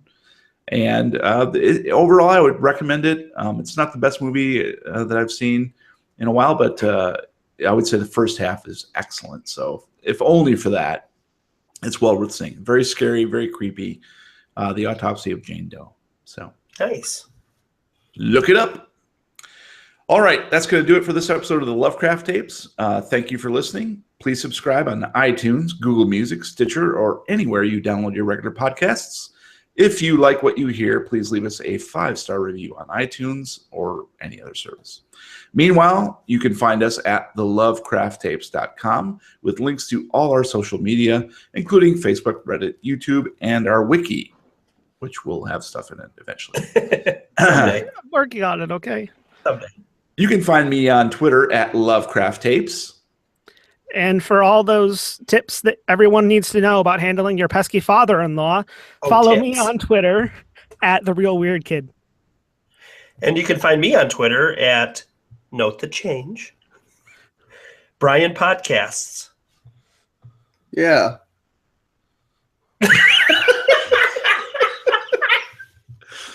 All right. Until next time, roll for sanity. Okay, cool. I thought we agreed it was roll for new employees. Finally. Roll. Somebody wants to do that. Okay, let's go ahead and stop our Audacity. Stupid. Export. Export that baby. Stupid right now. Stupid. And oh yeah, we're in chapter 3 now, so this will be episode 17. So I usually put Jeremy down. Actually, episode 13 is Jeremy. All right, I gotta go blow my nose. Yep, It's I'm gonna cold run still. grab a quick beer or Fucking something with too.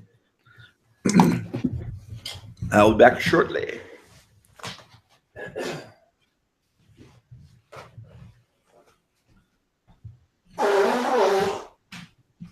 Oh my God! Someone let an elephant loose in Brian's house.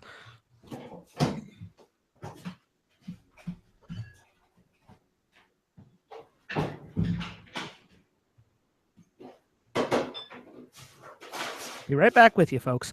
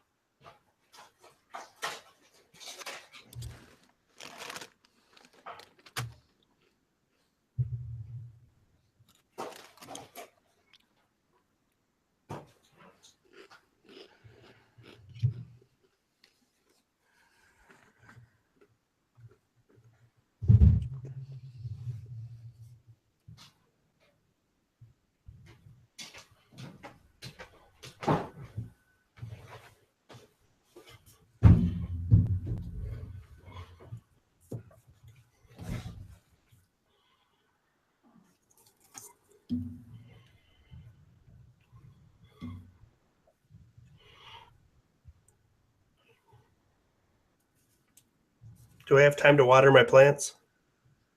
Just saying, the amount of time they're wasting, I could have watered my crops, taken care of my animals, put everything in the cheese and mayonnaise machines, gone to town, bought some seeds, and cleared the quarry. Yep. Damn you, StarCraft. My bad, wrong game. I am not constructing additional pylons. Stardew Valley.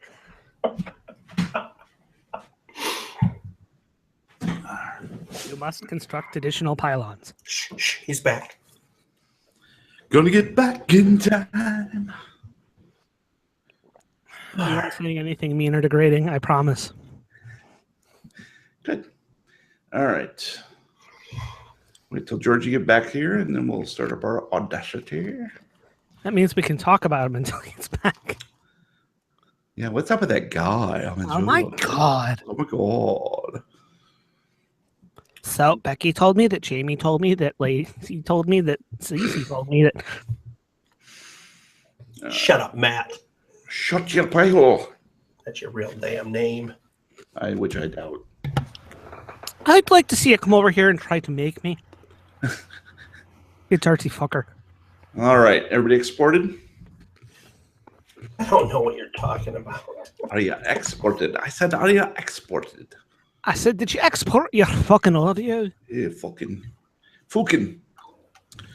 All right, so let's start up a brand new one. Fuck you, Pocket. Brand spanking new. Running. Running And there. we need to resync again. Let me know when you're ready. A-okay. Hey, okay? Yeah. All right, let's do it. On 3. A 1, a 2, a 3. Super. It takes 3 licks to get to the center of a Tootsie Roll Pop. Oh, Chuck, that's Chuck, that's did a you- Bob, Danny. Georgie, did you clap? I didn't hear you. Yeah, he got the All right, I didn't see it, rather. You Okay, got the cool. clap? You got the clap? You do? Oh, that's sick. So sick. Well, Jesus I heard that. Christ. Jenny heard that. Jamie heard that. All right, let's jump straight into it. Welcome to episode 18 of the Lovecraft tapes, an actual play Call of Cthulhu 7th edition RPG campaign using Roll20.net. I am your keeper of arcane lore, Jeremy Boomstick Johnson, and your investigators of the unknown are Matt Zealish as Dan. Want to hear a dirty joke? Kid jumps in a mud puddle. George Gallagher as Charles. It's Chuck. He said despondently. And Brian Johnson as Samantha. Let him go. He doesn't need a straitjacket. All right. How are we doing tonight? What are we eating and drinking? Well, I am having a Enjoy by from Stone unfiltered IPA. Must be 1225. Shh. I'm enjoying it now, not then. No, not you don't understand. This is the 1956. 50s. The Stone Police are knocking on your door right now. I know. Stone Put the beer Police. down, dump it out. They got a Doritos, man. Still We're like very really good. hungry. How about you, Maddie? What you chewing on? I can see you're eating something. I'm eating Chex Mix, which just so happens to be the greatest snack food in the world. Hashtag sponsor. Hashtag please sponsor us. Georgie, what you doing? Nothing. Abstaining? I got nothing. Nada. And I am drinking a Stone as well, the citrusy Vit. I didn't know you could drink rocks. Mm-hmm. Watch, it's fun. Oh, it's delicious. Mm. Cold and delicious. Magnifique. All right. Before we continue our adventures, we do need to take a quick commercial break. And we're back. You know, that one was a lot better than last week. Good job. Right? Yeah, last week sucked. Oh, it's so good. So good. I literally wrote the episode 12s like 5 minutes before I recorded it. Stop, And you're 10 giving minutes it all later- away. And 10 minutes later, I uploaded the whole thing. Like, Yeah. Go. I have a couple ideas kicking around for some commercials that I might spit over to you. good, sometime please this do. week. I could use them. I'm at. I mean, when I'm doing commercials for Cutter Sane. I know, right? Instead of Sutter King. All right, George, why don't you tell us what happened last week? Everything sucked. I was Everything in, is terrible. and I'm not Chuck, but I am Chuck. And those two idiots are my family, and everything's awful. I would say that's a pretty good encapsulation, but it doesn't really tell us what happened. Well, let's see. Chuck was in a coma. He woke up, and Sam is his daughter, and Dan is his fiance, her fiance. And I am trying to recover my memory and my sanity. And so we're going to a dairy farm. Deer Farm. Deer Farm is the name of the city, or the town, I should say. We're going to milk some deer. At the Milk anything with a T. cow contents location or something. Or something. The cow contents retreat. Which is basically just beef and intestines, right? So, And milk. It'll be yummy. go for a steak right now. I know, right? Hey. All right. And so, Samantha, Brian, would you like to add anything to that? Dad just got back. We just got Dad out of the hospital finally after 9 long months. We got him back to the house and he got his first night's sleep in somewhere other than a hospital. So we're all packed and we're all ready to head out in the morning and get this thing taken care of finally. All right. And so Dr. Pretorius Loveland has not only prescribed Xanax as a daily medication for Charles to ease his way back into reality and modern times, but he has also prescribed a week-long stay at the Contented Cow spa, essentially, and located in Deer Farm, New Hampshire, which is just about a couple hours drive away. So it's not too far away from Arkham, Massachusetts, where you folks live now. We're hoping that the fresh air will really balance out his humors. Ooh, I like that. And you will notice that I have popped up a map of Miskatonic University just to sort of give you a little bit of a feel for where it is you live now, that you're no longer in Los Angeles, California, Hollywood. I'm missing the Mexican restaurant district already. Yes. There is pretty good Mexican food there in Arkham, but clearly no taco fish. You were able to get some fish tacos, but nobody knows what the hell you're talking about otherwise. But it does sound good. Maybe that's something that you can use MySpace to create a recipe archive and make your own taco fish. Really? I was going to do that on Grindr. Yeah. Which might be appropriate, yes. So you awaken on Friday morning, I believe it is.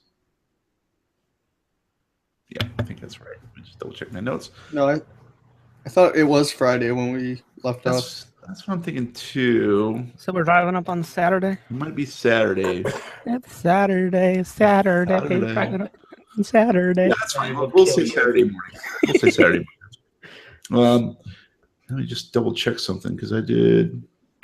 It actually is Friday morning that you're driving up. I apologize. So when you had your appointment, it was Thursday. My timeline's sitting right here. I don't know what the fuck, I didn't see it, but it was Thursday when you were released from the hospital, and it is now Friday morning. The drive to New Hampshire via Google Maps is 2.5 hours. You have to say it 3 times to get it to come out of the backpack. I'm sorry to ask this again, guys, off topic. How do I make your damn icons go away or be smaller? Just the names? You only have to do it once. Yeah, well, if they're back. Okay, so you click that little My Settings. The little upper right, Yeah. little gear. Yeah. I clicked it. Yep, and so you want to do player avatar size, names only. Player avatar size. Scroll all the way down. It's Just not above on game there. settings. Just above game Games settings. Yep. Why does it keep resetting that? It shouldn't. It did. Boy. It should not do that. But that's how you do it. Anyways. Okay, thank you. All Sorry. right. No problem. Is there anything you guys need to do before you pop in the car and drive? I should probably brush my teeth. Ugh. I know. Ugh. No. Let me get them out of the cup. Here's your really old daughter, Charles. I was born in 1937. She sucks people's youth to stay young. Hey. What does that sound like? I don't do that anymore. Her real name is Jean St. Jane. Oh, shit. Shit. What the twist? All right. So is there anything you really want to do before you leave? Nope, I think we should just get there and start the healing. All right. So we're going to assume that both Dan and Samantha clearly have anything that you would have in normal 2017. So you have a cell phone, so forth and so on. We're going to have to assume that Charles does not at this point, having just been released from the hospital. So he won't have any kind of really anything beyond just toiletries and that sort of thing. I did bring the box with his belongings in it before he went into the hospital. I do have it with me. Mm-hmm. His cell phone and stuff like that. Yeah, I don't think after 9 months the cell phone would be viable, particularly when he was in a coma for 6 months. And so I'd say at this point, Charles does not have a cell phone. But we spent so much money on that jitterbug. Yeah. The jitterbug. It has the big numbers and everything. Call mom. No, Call dad. that's the see and spell or whatever. So I think we need to assume that he does not have that. Okay, all right. Spoil sport. I'm also going to have to dictate that you guys probably do not have weapons. I will allow a switchblade. I believe Dan has one. Yeah, I have a switchblade. I'd say that's probably the only sort of realistically reasonable I do too. thing. I would say that Charles probably does not have any kind of weapons at all at this But point. switchblades in my inventory, damn I it. know. It's But I in think the box I brought. I believe it's also safe to assume that it just doesn't make sense to go Not when to you're trying to get a back. Honey, nice, let's not give a knife yeah. to the crazy man. yeah. But I think as a security guard, and it makes sense that Dan would retain his switchblade, but also leave his firearm behind because we already know like he has a little Roll bit for of a pepper problem. spray. Hello. So let's assume that for now because I think that just sort of makes sense. Yeah. Okay. You know what they say about assuming? I know. But That's for an the, ass. for the purposes of this, I think it'll make sense. So, okay. So are we ready? Yep. All right. Who's driving? Danny. Dan's driving. And are we assuming Charles is in the front or back seat? Back. Back seat. Okay. Nice. Who's All ready right. for a rousing round of car karaoke? I'll Here start. we go. 99 bottles of beer on the wall. Yeah, did you bring your switchblade? We need it. The wheels on the bus go round and round. So does your head. When I chop it off. All right. I think we're going to have to go to marriage counseling. We're not getting married yet. Yeah, wait till Pre-marriage we get counseling. married first. Yeah. I know this great little drive-through chapel out in Vegas. All right, Dan, you drive along the lonesome roads of New Hampshire, lulled by the gradual dominance of rural landscapes as the cities disappear behind you. Out here, the waning cell phone signals are replaced by crows sitting on telephone lines, watching with great interest as you pass by. On the radio, Pink Floyd plays Let There Be More Light. Ooh, I love this song. The increasingly unstable GPS guides you to an old-fashioned covered bridge that spans a wide river. And I will go ahead and share that out with you guys. Player. There you go. You pass through, noticing a steel gate now open and a sign which reads, "No access after 10 p.m." It seems the locals like their privacy after dark. A meandering road leads deeper into the island. You drive by tasteful road signs which point you in the direction of the Contented Cow, but also indicate side roads leading to company retreats for FarmX, Cranberry Farms, and HW Industries.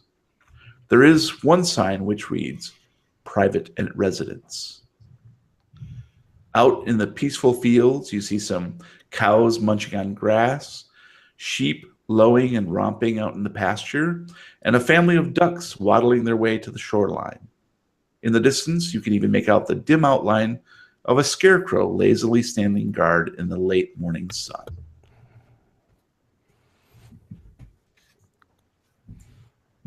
Oh, this looks like a really, really relaxing place to be. What do you think, honey? It looks very peaceful. Dad? It's Chuck. Chuck? What? We're almost Oh. there. Okay. Honey, put your shoes on. We're almost at Grandma's house.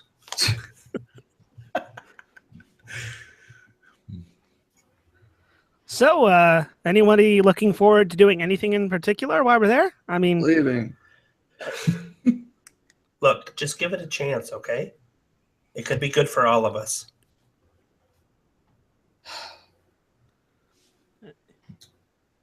well, it looks like we're pulling up.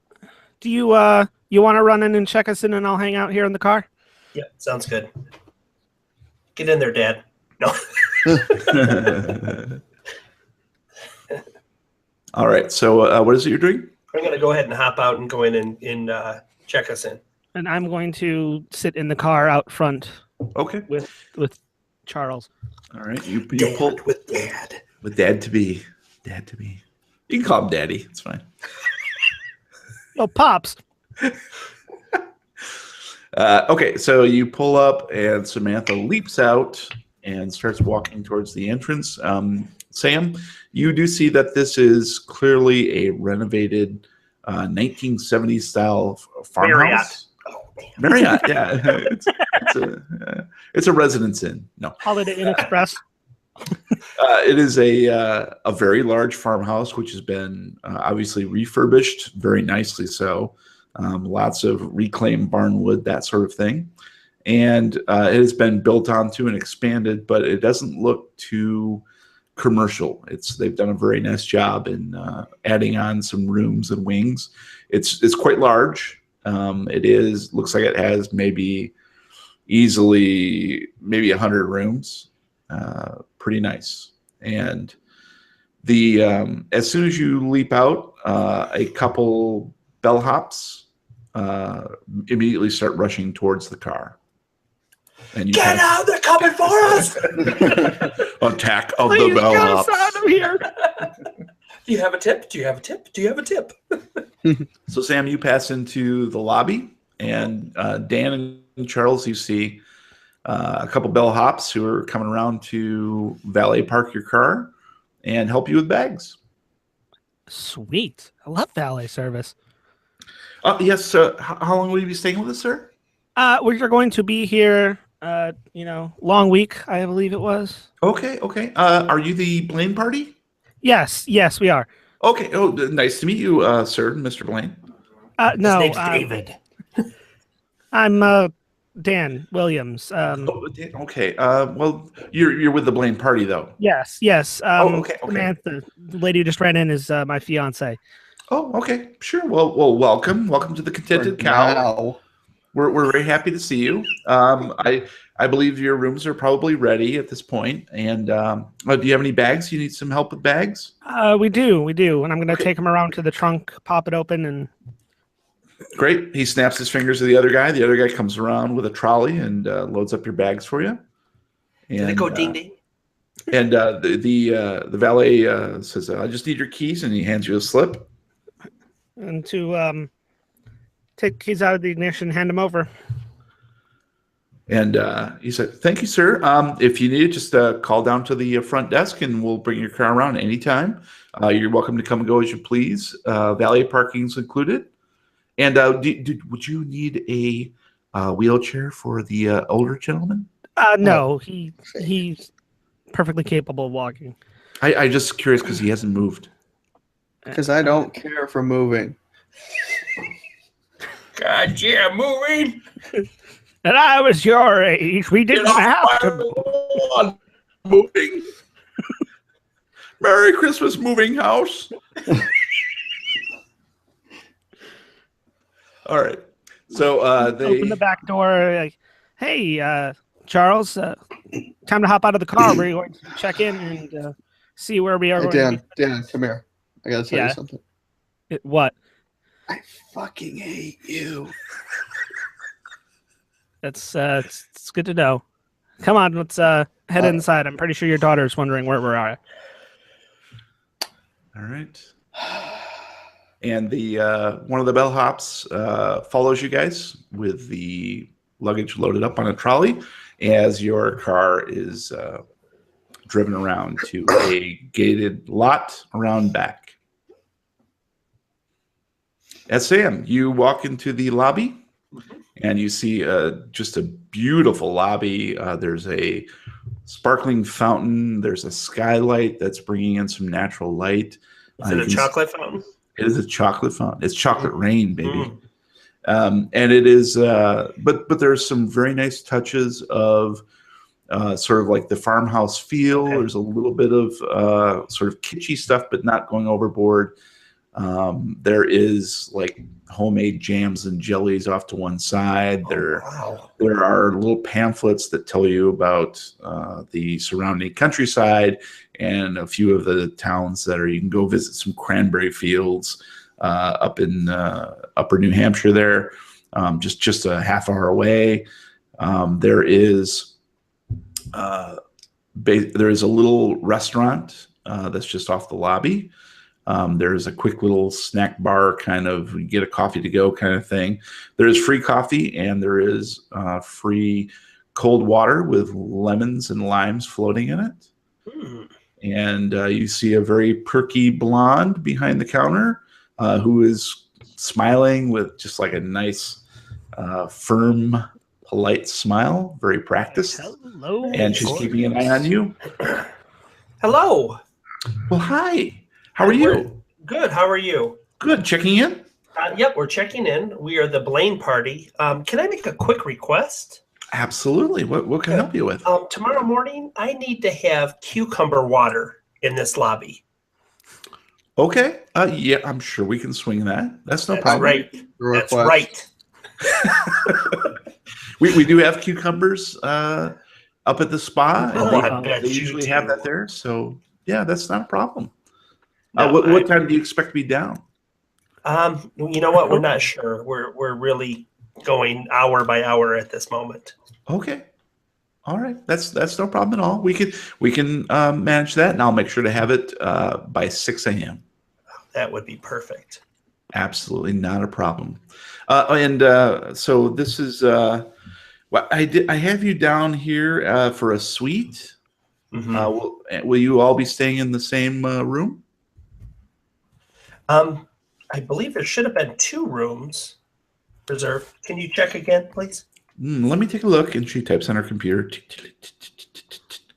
Well, the request was for 1 room, 1 suite, but I think we can swing it. That's not a problem. Oh, that would be fantastic. Is it okay if the rooms are at separate ends of the hallway? Yeah, I think that's okay. Okay. They're on the same floor, though. Yes, it'll be the Okay. 3rd floor, Okay. and but it's at opposite ends. So it'll be. I do have the suite in room 302. Okay. And then I do have a smaller room. It's just a queen bed, and that is in 312. Will that be okay? Oh, yeah, I think that would be perfect. Thank you All right. so much. And the name of the guests in each of those rooms? I believe we will have, just real quick, which room is closest to the stairs? That would be 312. Okay. And the 302 is at the end of the hall? It's at the very end of the hall. Okay. That's where all of the large suites are located. Okay, fantastic. Mhm. And the suite does have a whirlpool tub. Okay, and they're both suites, is two-person that tub. correct? Well, 312 is just simply a queen bed. It's a Okay, relatively standard room. You still have full access to the facilities. That's not a Of course. problem. We do have on the 2nd floor is the gym, and we do have the pool located at the rear on the ground floor. Okay. And that's where the hot tub is as well, if you need that. We Gotcha. do have full laundry service. Okay. We do have spa, and we have yoga. Offer in any the other mornings. kind of full I've service? never heard of yo-yoga. Is that like yo-yo gabba? Yeah, we got yo-yo gabba. And anything else you require, we can Okay. arrange it. I think Dan and myself will be in room 312, Okay. and we'll put my dad in 302. He needs Okay. the space. So Charles Blaine in 302, Chuck. the suite, and we have Samantha Blaine and Dan Williams. Do you need 2 keys? Yes, please. I need Okay. 2 keys. My father would just need 1 key. Great. And I just need a credit card for any incidentals. No problem. I think Dan will be just in the second. Can you mind waiting for a moment? Yes, that's no problem. Okay, thank you. I'm just going to go check real quick and see how they are unloading. Okay. Why don't you give me a spot hidden? Ooh. Don't fuck it up. Too late, yo. All right. You needed a 76 or below, and you got a 70, so that is a success. Yeah. You see a young couple walk out of the restaurant and sort of glance your way as they make as they make their way back towards the rear of the lobby, clearly going to some rooms someplace. Okay. But they're arm in arm, and they just sort of glance your way. They look like a nice young couple, maybe mid-30s. Okay. And they give you the lady gives you just a faint smile, and then they continue along their way, talking amongst themselves. I give her a smile and nod back. Yep. Flash them. And at that point, you see Dan walk in, and Charles lagging slightly behind, and then the bellhop with too quieter there, Matt. A bellhop Great, I got free snacks and everything, guys. with the luggage slightly behind them. Hey, Dan, do you have the card? Yeah. Let me No, it's yeah. oh wait a minute. I'm going to pull out my credit card and slide it onto the counter. So I better be getting double air miles for this. Thank you, sir. Thank you. We'll just I just need to run this, and we'll keep this on file for any incidentals. The rooms have all been paid for in advance, but this is just for any stuff Room at the service restaurant and things like that. Okay. Any spa treatments, that sort of thing. All right. And she runs it real quick and delivers it back to you, along with 2 keys for Sam and Dan, and then one for Charles. Here you go, Dan. Here's your key to your room. Whatever. 302. Charles is in 302, and you guys are in 312. And the bellhop takes you to the elevator. I poke Danny. I said the elevator, God, no. Oh God. which means nothing to you guys. And Charles gets a little bit of a run up his spine. Dan, Yeah. It's Chuck. Yeah. cash with the tips. Jeez. I I think I check have. my purse. I think I've got like $10. That's it. I think I got a 5 I somewhere. believe around. if you look at your spending limit, you probably have more than that. No, in cash, Jackalope Theaters. No, that's what you can use. Holy shit, I'm rich. No, you're Samantha. That's your spending level without any kind of I revenue. didn't know if that was His like name is swiping it or No, Okay. anything. Bend I over. just don't carry cash. So Yeah. So he takes you up to 302 first, because Okay. that is clearly the most important room. And Charles, you see a really nice, very spacious suite with a 2-person hot tub, a marble bathroom, very large. It's way more space than you need. It's a king-size bed. It has a beautiful view and balcony overlooking the grounds and the rivers out and back. And again, you can see like farm life out there, sheep and cows and everything else don't get any urges. grazing. And you can even see a bit of the northwest corner where the delta of the rivers meet. Oh it's- boy, my hay fever's acting up already. But it's beautiful. It's you can see a lot of the sky and trees and everything. It's you feel a sort of sense of peace come over you. All over your face and lower back. Yep. Chest, neck. So what do you think, Dad? I don't know. I don't care. Okay, well, that's okay. That's okay. It's been a really long day and a half here. Why don't you settle in and we'll meet up for lunch? Does that sound okay? What time is Sure. It's late morning, so it? Okay, perfect. Mhm. Okay, It's late that's what I morning. figured. Yep. Okay. All right. Maybe we can hot tub later. Is that hot tub a time machine? Not yet. White ribbon. Oh God.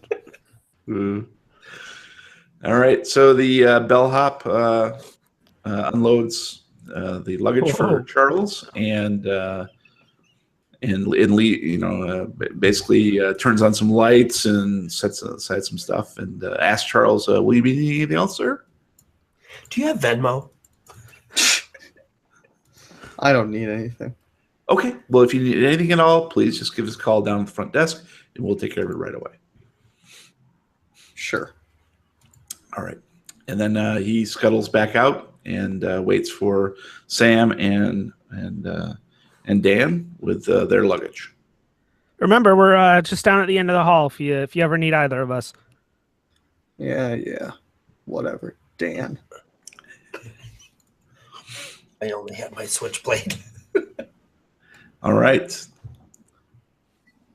Sam and Dan, what do you do? We're going to head to our room. With our All right. luggage, or- You I don't think I want to know what you There. guys do after this. Yeah. We put our finger in our fist. White ribbon everywhere. Good Lord. No, it's red ribbon. Oh! Ooh. George, no. All right, so you follow the bellhop down to 312, and he opens it up. It's kind of musty, but it looks very nice. Hey, I bathe. It's clearly not as nice as the suite, but it's still well appointed. Maybe it looks like it hasn't been used in a little while. And you do have a pretty good view of the river, but it's sort of overlooking a dead apple tree that's out in the backyard. You don't have the Van. balcony. The what? And a van down by the river. A van over there. Clearly labeled FBI surveillance van Yes. number 37. And it appears that there's a bunch of winos down, but no. Never mind. Bill, is that you? Bill for short. But so you don't have quite the same amenities as Charles does. In charge of sorry. And so, but the guy goes through the whole spiel and drops off your luggage and bids you good afternoon. And I tip him $10. All right. Well, thank you very much. Just so you know, we're really not allowed to take tips. He hands the 10 back. This isn't just for a tip. If you Yes. see my dad in room 302, if you Yes. see him come down into the lobby without us Oh, or wandering around, if you could just call to our room, that would be fantastic. Oh, yeah. No We just want to problem. make sure that he's safe. I understand. We were given some instructions. Okay. I'm more than happy to do that for you. Thank you so much. I really appreciate it. Not a problem. You have a good afternoon. And too. the restaurant will be open in about 30 minutes if you'd like to get some lunch. That sounds good. They do have a very nice salmon salad. Are you single? Sam's a hoe. Oh, bag. Well, have a good morning, and I hope to see you around. Sounds good. Thank you so much. Not a problem. And he leaves you. Hey, honey, they have these really fancy sleepy number beds. I can't deal with this. He just left me. Charles, In charge. What? how do you spend your 30 minutes? Not in real time, just roughly. White ribbon everywhere. The hell is a fleshlight? Hey, guys, there's this great thing called intranet. Oh. Intranet? Intranet. You mean internet? It's on the Netscape. Let me just look that up using Chrome Hound. I think I would just lay around waiting. Probably a lot to think about. Okay. So you spend a little time lying on the bed, staring up at the ceiling, and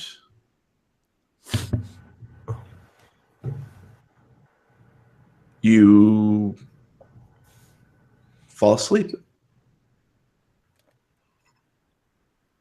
Sam and Dan, Yes. what do you guys do for 30 minutes until the restaurant opens up? They have HBO. Ooh. Do they have Cinemax? Skinamax. Hashtag sponsor. Let's get unpacked and Undressed and I'm really nervous, Danny. look, I'm really scared. this has been really difficult for all of us. I get that. I think as long as your dad gets a little bit of space and a little bit of time,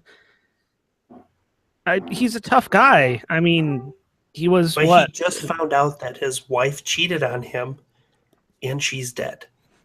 In his mind, that happened yesterday. Problem solved? All right, brunch it is.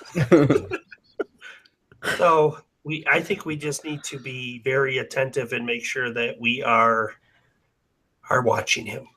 I don't know if you noticed or not, but your dad doesn't like it very much when I'm very attentive to him. No, you don't need to be close to him. There's a difference between being attentive and being stuck to him like glue. I need your expertise. You know, we don't talk about this, but I know you have skills. Can you watch him for me? Can you be his overlook? You're saying I should overwatch him, Yes, please. watch over him. Yes. I'll do my best. Thank you. That's all I ask. You know that. And I love you, Danny. will always love you. Did you bring the clay wheel? Wrong movie, jackass. Damn it. Nobody puts Beatrice in a corner. Right? Get to the lifeboats. Oh. That's exactly right. All right, let's get unpacked and we'll go get Dad and we'll go get some lunch. Sounds good. That was quite the drive, and I am famished. I'm famished. I'm Jeremy. Boo. All right. So you guys quickly unpack and sort of get your bearings, and we'll say Get about free 20, bearings? 20 minutes have gone by. You've emptied your bladders, maybe done a little nuzzling. I shit like a brick. Ow. Do not go into that bathroom. Whatever you do, dear God. Porcelain. All you find is a destroyed tape recorder. Do not go into the bathroom. Whatever you do, dear God, do not go into that. Ugh. And so it's time to go pick up Chuck, Charles. I don't know. He's kind of heavy. Can't he just walk to the restaurant himself? That's up to you guys. Come on, I go Chuck. knock. I'm going for a I piggyback gotta ride. go down and get Dad. Go ahead and get your shoes on. I'll be right back. We'll meet in the hallway. You got it, babe. All right. So Sam walks down to Charles's suite, 302. Dad? Why? Oh wait, I'm sleeping. You just hear from the other side of the door, I'm sleeping. Dad? Charles, you hear a knocking at the door. It wakes you up. What? Did you want to get some lunch? Mm, Do you mind if I come in? sure. All right, I use my key. It doesn't work. What the fudge crap? Oh, then I get the room 302 key and try that. You don't have You one. don't have one. You only picked up one key for that room, and they gave it to him. That's correct. I thought I asked for an extra key for that room. No, No, it's you for have an extra two, key for our room. for 312. Can you Have let you me ever in, stayed Dad? out- I could hotel somehow before? let you in. If only the door opened from the inside. Why don't you let meet us in her- the hallway in 5 minutes, okay? Fine. All I'm right. gonna go back to our room and wait outside till Dan comes out. Fucking prima donna. Excuse me, I have like 16 pairs of shoes. You gotta to get your choose from. foundation right. So Charles, you get out of bed reluctantly. It sounds like, and get a little bit put together, and then head out into the hallway. I assume. Well, you know what they say about assuming. Charles. Sorry. My internet's being a little choppy here. So tell me what you do. Can you guys hear me? Yeah. Yes. Yeah, we can hear you. Can you hear us? So, a little bit. I'm gonna turn off your video feeds though, Okay. Okay. if I remember how.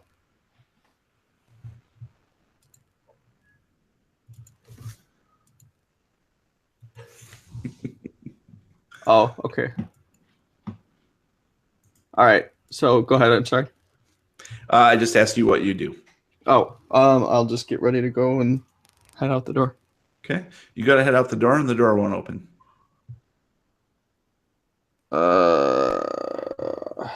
I'll go back to bed. Well, that was enough for one day. Problem solved. I guess I'll call down to the front desk. Yes, Mr. Blaine. I'd like to leave my room, please. Are you having an issue? The door is stuck. Oh, that's right. You're in 302. Oh, just a moment, and we'll send up You put Carl. the crazy guy in that room with the broken door. Good plan. Just hold on a minute. Carl will be right up. He's our handyman. Thanks. So a few minutes goes by, Samantha, and you hear a ding from the elevator, and then a gentleman bustles past you. He's very heavy set, balding, has kind of scowl on his face, a large golden chain around his neck, and he's carrying a toolbox. Okay. And he's bustling. He goes right by you and heads towards 302. Okay. I'm going to slowly walk and then pick up the pace as I see that he's going to my dad's room. Mm-hmm. I'm going to look up and come out of the room and look up and see her kind of lightly jogging down the hallway. I'm going to, honey, you, where's Charles at? I thought we were going to lunch here. I put my finger up. Give me a minute. Hi. Is there an issue? Can't talk right now. Well, my dad's in that room. Is there a problem? 302? Yes. All right. It'll just take a minute. You sound like so many people I've met recently. Like 5 people on a movie set, and a couple people in LA. I'm trying a little bit different here. Is this Boston, New Hampshire? Boston, New Hampshire. Just give me a sec. Just give me a sec. I just need to tap this. Okay. You know what I'm saying? Whoa. Bow, All right. chicka, bow, wow. And he goes straight up to 302 and puts down his toolbox and gives the door a quick knock. Mr. Blaine? What? I'll have you out of there in just a minute. Sorry about this. And he takes out a couple tools and as he's fiddling around with the door with these tools, he kind of looks over his shoulder and he says, are you with Mr. Blaine? That's Samantha. Yeah, he's my dad. Oh, yeah. Did you guys just get in? Yep. We actually just checked in about 30 minutes ago. Oh, welcome. Sorry about this door. This give me problems for a long time. I understand. We're just gonna get ready and go to lunch. So, oh, nice. Yeah, is this gonna be a continuing issue, or is this something that just needs to be fixed? I hope not. I've had my assistant was taking care of it, but okay. Clearly he didn't take care of it, if you know what I mean. But if you guys are heading out to lunch, then I'll just I'll make sure it gets fixed permanently. Oh, thank you so much. I appreciate that. It just gets jammed, the lock, these newfangled locks, you know what I'm saying? Oh, I hate fangled. We gotta fix this thing. I mean, I love locks though. On bagels. Back in my dad's day, we didn't have these kind of problems, you know. He would always take care of them, no problem. Back in the 50s. Oh. Cement shoes. Shotgun weddings all around. You get one? Yeah, so what are you guys' plans while you're here? Really, it's a little personal. Oh, I'm sorry, I didn't mean to pry. That's perfectly okay. Can he get out and so we can go to lunch? Yeah, it's just gonna take a minute here. So Okay. I just need to. It's a little tricky. I don't want to break the lock because then we got real big problems. Okay. But I just need to ease this out a little bit. No problem. I'll leave you to it. I'll take a couple steps. No, it's fine. back. You're not bothering. You're not bothering me. I get kind of lonely just doing all this stuff. Yeah, so, I'll rub your back. Oh, that's weird. In a circular motion. Things on got your real lower weird. back. Very Little strange pinky now. goes down into the pants. Honey, how many times have I told you not to rub strange men's backs? Get back in the room, you son of a bitch. Okay, kind I'm of sorry. like, I'm sorry. He starts sweating a little bit, and he's kind of jiggling things around. He's like, so I can recommend the salmon. Salmon's really good. Okay. Sam is very good. I get that. Oh, is that your name, Sam? Samantha. Yes. Oh, Samantha. All right. Yeah, so they catch it fresh up upstate, so it's really good. It's really fresh. I really enjoy it. So that's what I have about at least once a week. Burger's good. Burger's pretty awesome.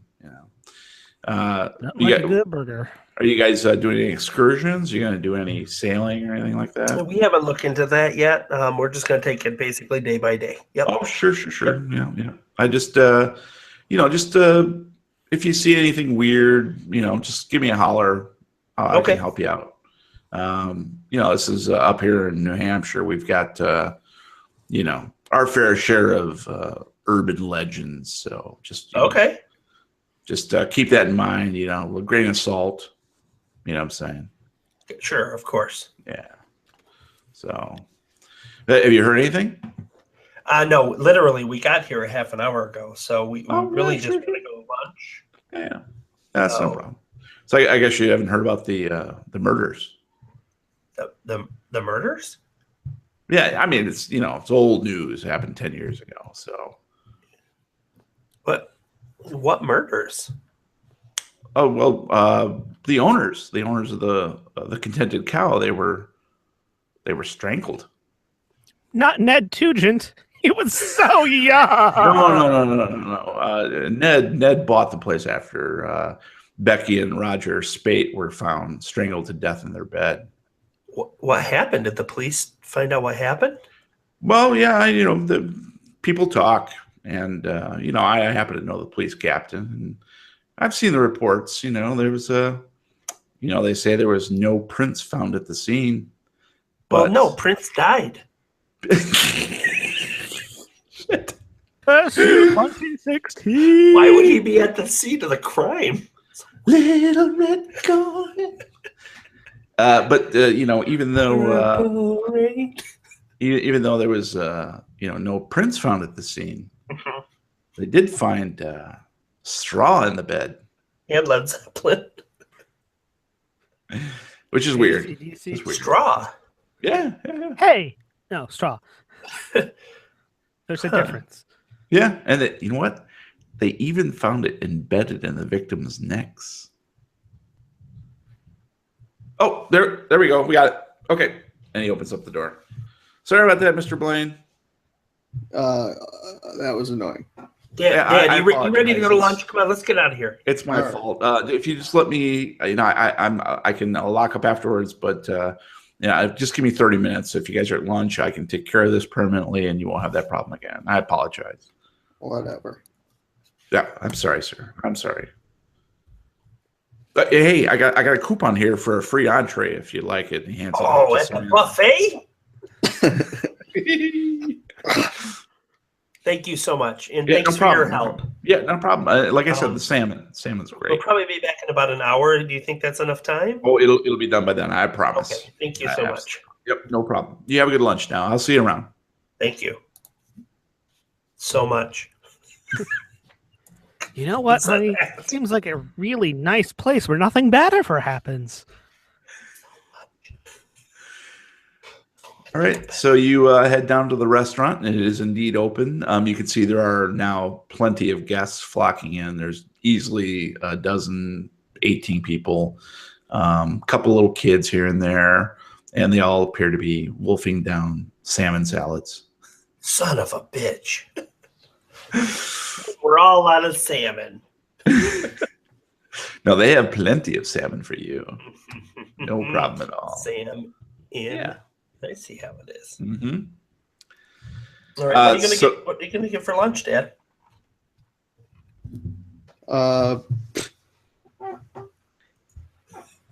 Probably just taco fish. A goose? Nothing but taco fish. It's taco fish all the way down.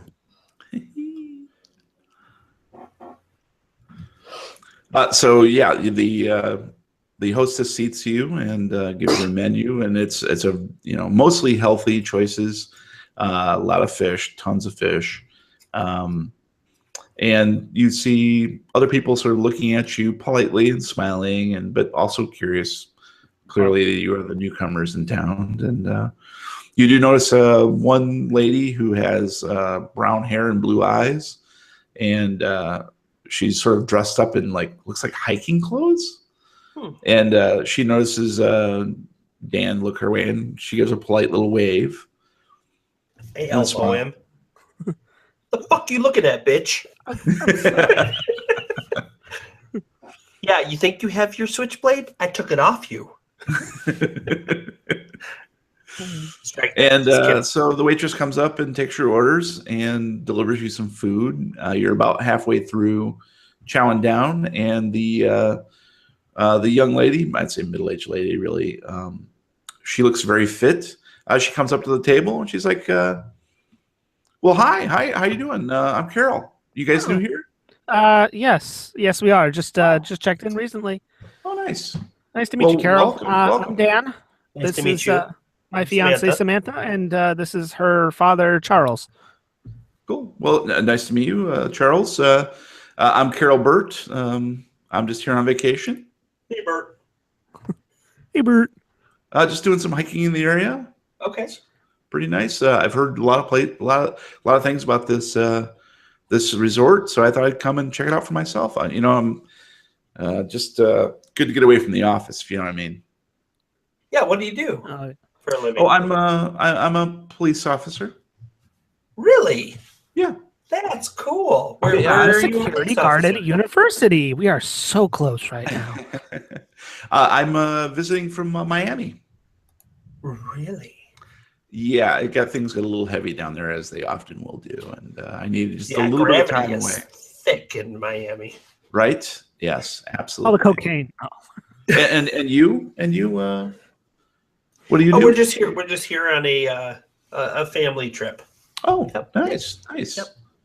Well, you've come to the right spot. I can vouch for the hiking. There's lots of woods around. Just make sure you get back to the island before dark. 10 p.m. is when they close up the gates. Oh, right. I saw the sign. Mhm. Yep. Okay. But there's Great. plenty of room to hike around here. Saw the sign. And, it's just a really nice area. Fantastic. Well, this is my father, Charles. Saw So that sign. it was very nice to meet you. Well, very nice to meet you. I will see you around. Maybe Sounds we'll do some hiking. Sounds like fun. Great. Danny. Yeah, I'm here for the rest of the week. So Cool. great. All right. Well, have a good afternoon. You too. Thank you very much. Nice meeting you. Yep. Nice meeting you. Get off my screen. Well, she seemed nice. Yeah, she seemed nice. What do you mean we're gonna go hiking later? Maybe we'll see you hiking. I just maybe getting some fresh air. Oh, finger in a fist again. Maybe getting some fresh air will do everyone a little bit of good. I mean, That's probably a good beautiful idea. woods out here and I lots of just want to fresh. give him some space, but I want to be near if he needs us. He's right there. He'll always be right here, and I'm put my hand to her chest. Did you need more tartar sauce?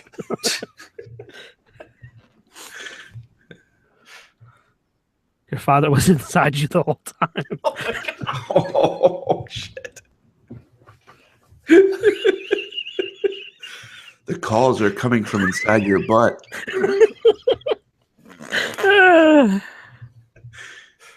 Oh, that was disturbing. And pleasant. All right. Well, that's what we aim to be here on the Oh, Lovecraft tapes. right. Equally parts disturbing and pleasurable. You know what's kind of funny? I'm waiting for a bill, but everything's taken care of.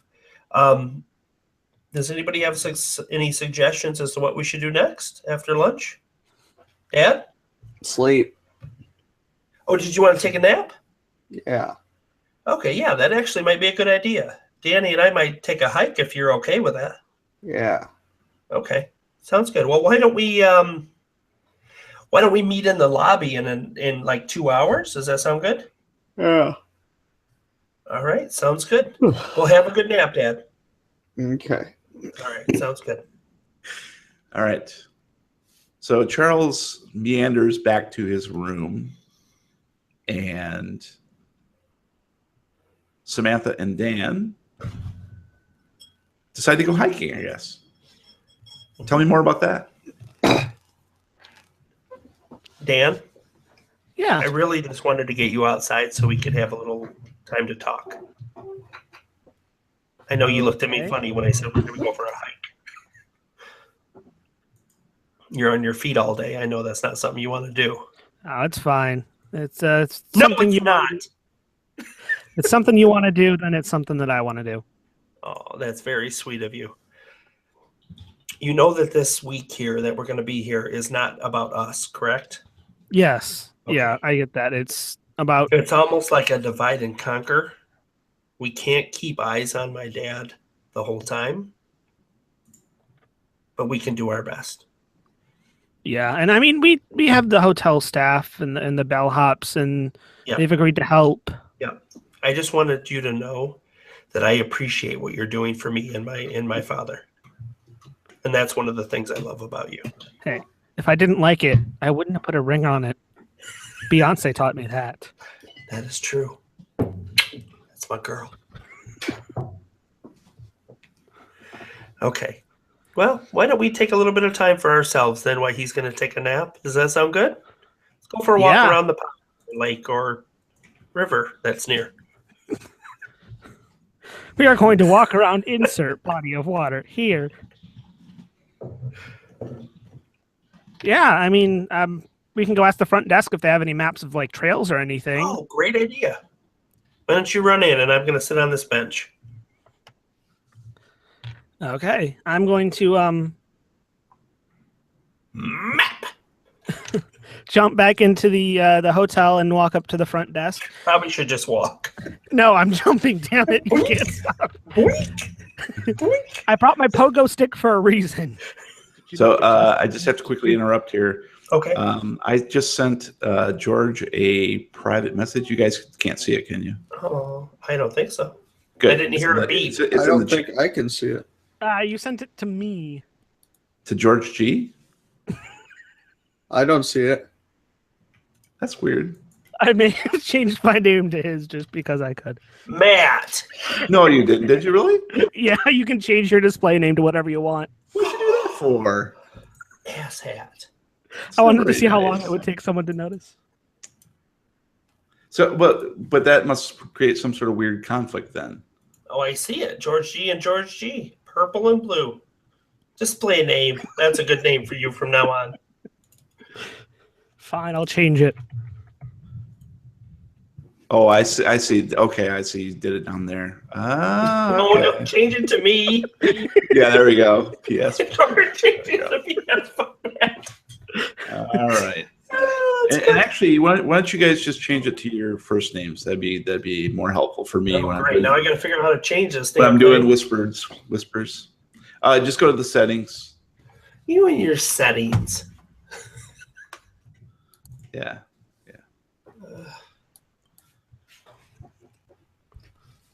That'll make that a little easier. So, all right, good on Matt. George, kill some of those O's, will you? What? His name is legitimately George. I know. What it says on his birth certificate. There we go. Birth. Okay, sorry, I was just trying to use for the first time the whisper. Of course, Matt fucked it up for me. Thanks, buddy. It's what I do. It's weird though because that's why it wouldn't choose it, because it gives you a drop down when I'm trying to whisper to a specific person, and I kept selecting George, but it didn't know which George to do, even though it only showed one. So now I think we'll be okay. All right. Oh, he did fuck it up. All right. Actually, you failed that roll, so I Yep, did not that's fuck true. it up. Oh. Okay, I think you should find that one anyways. All right. Sorry, I was trying to be a little sneaky there and get a side story. I still don't know what it said. So how That's can I I'll okay. pretend can I reply to it in? Mm-hmm. Yep. What you do is you type /W space, and then you can select me at Lovecraft Tapes, Okay. and then you can that's how you whisper back and forth. So it says Matt is typing. Simmer down. Yeah. Brian wants to roll something. I will only simmer up. Thank you very much. Yeah. Oh my god, I got 3 insanities. All right. I quit. Okay. So we do need to quickly arrive at.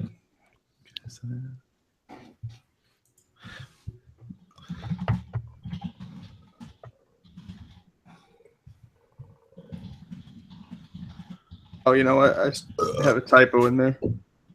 Hopefully you can figure out the intent. You know what? I'm going to start my own whisper with On that- blackjack and hookers. Me too. Name. How are you, man?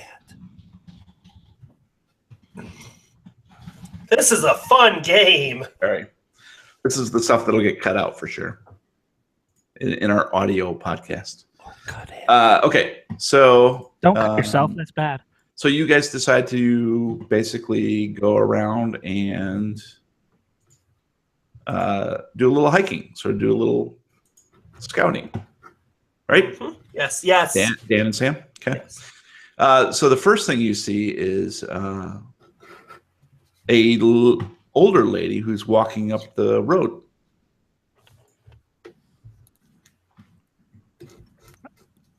Hiking is an all ages activity. Car, is she? What's that?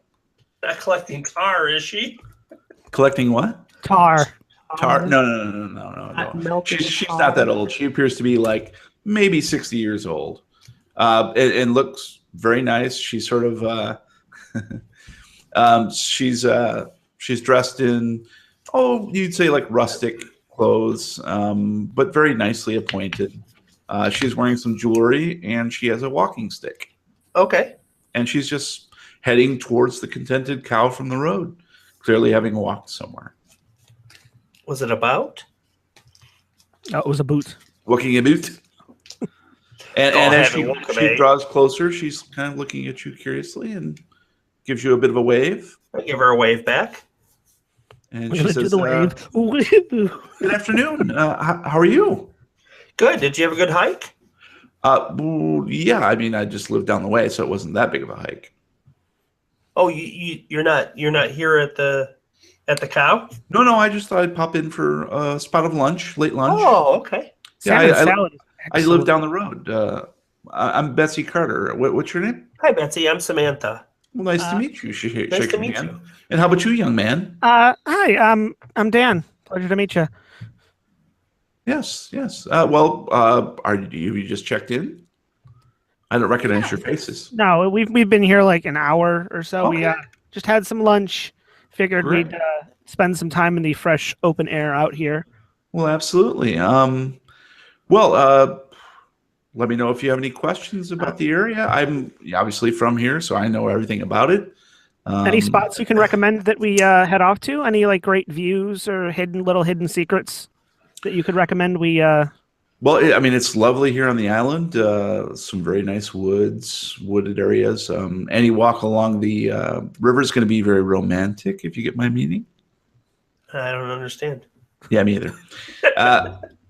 You're over my head here. Doing your stick? Is that what you're saying? And just, Why is your walking stick buzzing? Just don't stray from the path. No.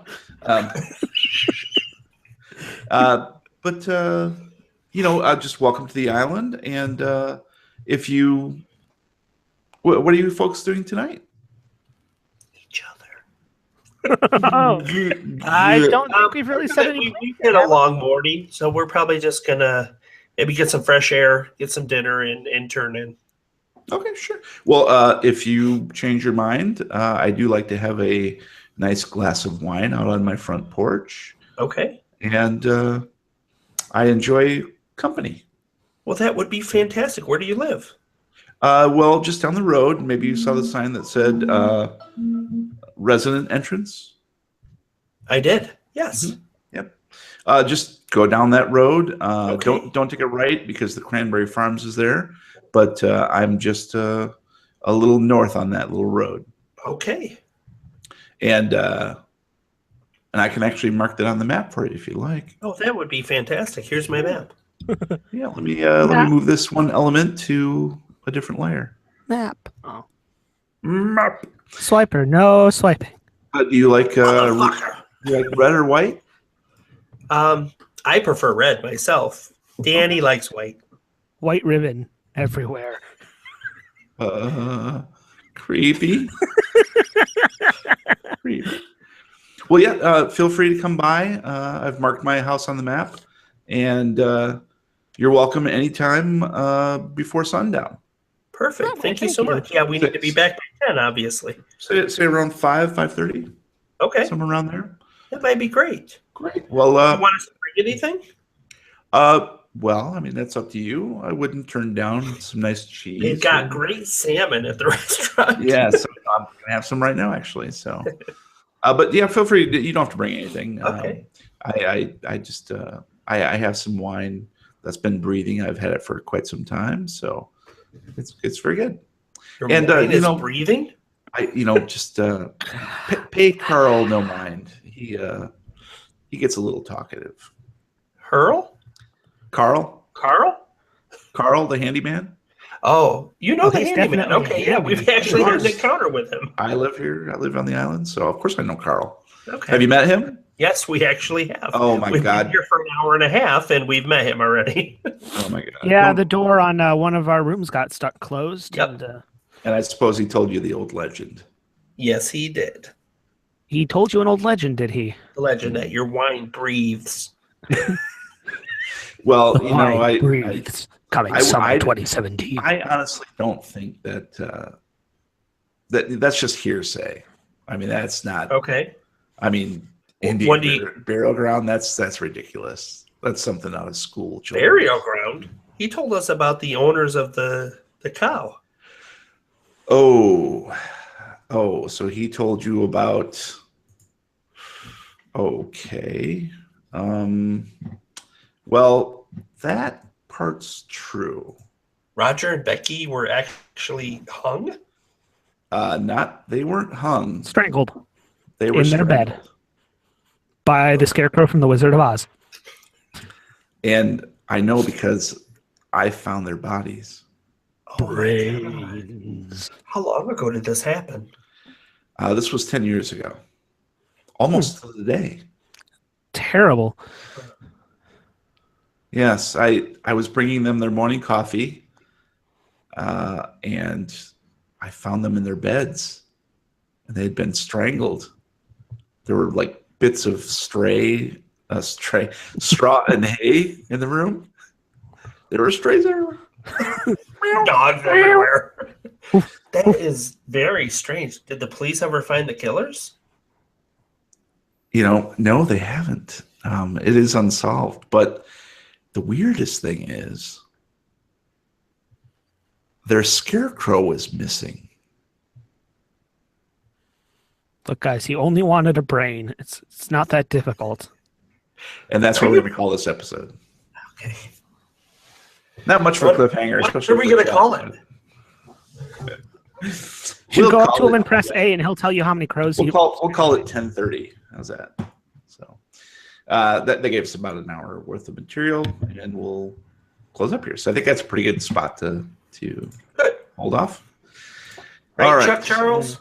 Chuck Charles. Chuck Charles. Yep. Chuck Charles. Chuck Half Charles is Cherokee still, and Chop Chaw. Charles is still trying to cope here. So Yeah, I don't blame him. That's a All right. lot of fracking information. right now. I don't know why you had to inform him on the ways of extracting natural gas from rocks, but Yes. All right. Give me 2 seconds here. I just want to Time's up. 1,000. check something. Okay, there you go. I guess I can talk about that. Because I had already talked about room work, I had to select something else as my Okay. due. So, I have mine as well. all right. So, how are we feeling about this episode? Lot of openings. I'm pretty excited to see what this holds. We've only been here for like an hour and a half, I know. and we've already got 2 things now. So Yeah. It's Old Man Jenkins. the From down the road. strangulation and Indian burial ground, Right. Which we So- haven't gotten into the meat of that yet. But and my dad, who's coming out of a coma and thinks he's still in 1950s. You know, he may think he's in the 1950s, but that's no excuse for slapping that waitress's ass when she walked by. Hey there, sweet tits. Sugar tits. No, you're thinking of Why Trump. don't you get me a cup of Joe and 2 cubes of sugar? All right. Okay. Well, let's get to our recommendos. I'm going to go ahead and start us off this time around. Yet again, I am going to recommend a horror film that I recently saw. I must be the horror geek among us. No?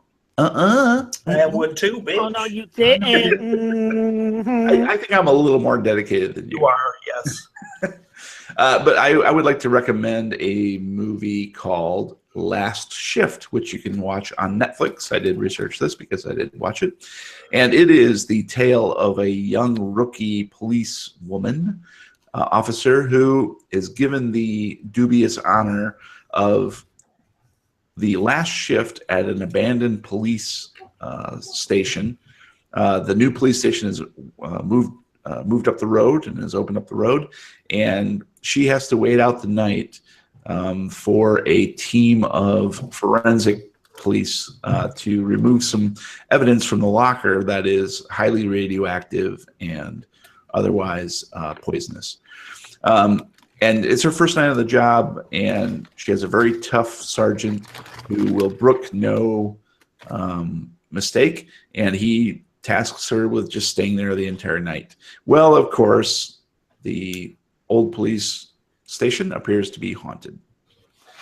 And it's a battle of wills of her to try to live out the night or survive till morning. And I won't go into what actually happens, but it is a pretty effective thriller. It's got some nice jump scares and some creepy things. It's a little repetitive here and there, but I still think it's worth it. The actress who plays the policewoman is excellent. She's really solid.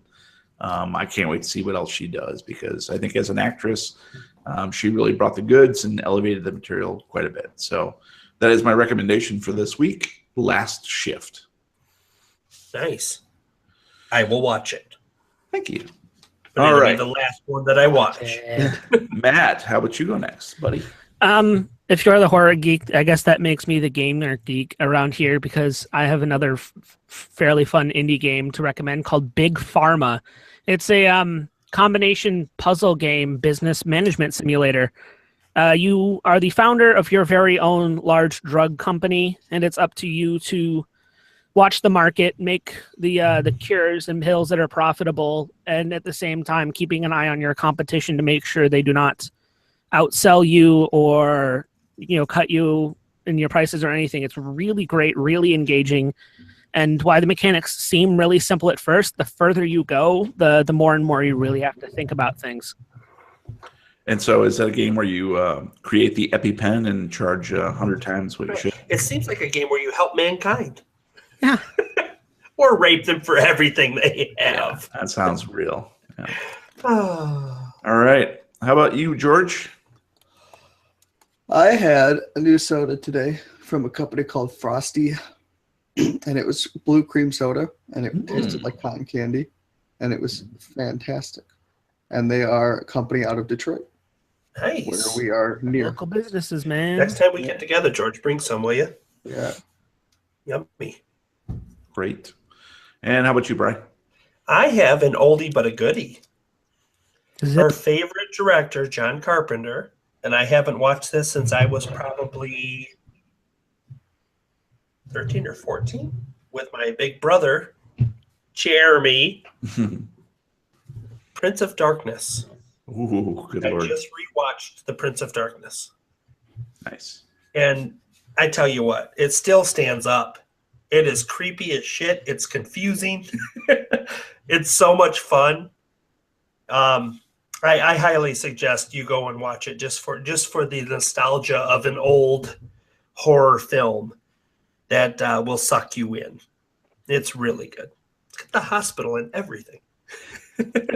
And a great utilization of Alice Cooper. Of course. The poor homeless man. And the guy from Riptide. No, it Oh, wasn't. yeah. No. What was he? Well, no. One of the guys was from Riptide. That's the guy Right. who killed with a bicycle. Yep. It's the guy from, it's the brothers. Simon and Simon? Oh, yeah. Simon and Simon, yeah. Mhm. Simon and Simon. I'm looking up on IMDb right now. One of Donald Pleasance's last roles. as the priest. That is true. Yes. Amazing. Yes. Yeah, I really enjoy this movie too. It's very odd because it's not only super duper creepy, but it's also very gory. Yeah. And it it's almost as though the gore was put in there because the studio thought it's a John Carpenter film, so you must have some sort of slasher thing. It feels a little off kilter, but it still hangs together very nicely. And it came right after The Thing. Well, not right after, but pretty close. Yeah, About 5 minutes later. Oh.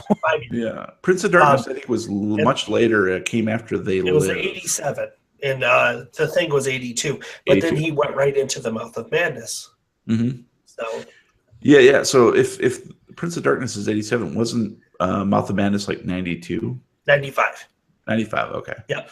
So quite a bit later. Yep. Quite a bit later. He did like I don't know. I think Ghosts of Mars was like his real big. Yeah, that was Yeesh. Anyways, that's a great recommendation. Yeah, I absolutely love it. I own a copy downstairs. I picked up the Blu-ray of They Live, Prince of Darkness, and one other John Carpenter movie. I can't remember what it is off the top of my head, but those are all fantastic. There's like a nice, big, beautiful string of movies that he is just hitting on all cylinders. Yep. So yeah, great recommendation. Okay. Well, that's going to be it for this episode of the Lovecraft Tapes. Thank you for listening. Please subscribe on iTunes, Google Music, Stitcher, or anywhere you download your regular podcasts. If you like what you hear, and even if you don't, please leave us a 5-star review on iTunes. It'll really help keep Matt fed of taco fish. He loves it so much. Taco. Meanwhile, you can find us at thelovecrafttapes.com with links to all our social media, including Facebook, Reddit, YouTube, and our wiki. You can find me on Twitter at Lovecraft Tapes. And for all the latest news on breathy wines, you can follow me on Twitter at The Real Weird Kid. And you can find me on Twitter at Brian Podcasts. Yeah. I'm getting a sense of deja vu. It's been a week already? Weird. Yeah. Yeah, he just got back from deja vu. Yeah. Ooh, really? Anyways. Hey-o. Until next time, roll for sanity. All right. And we're out.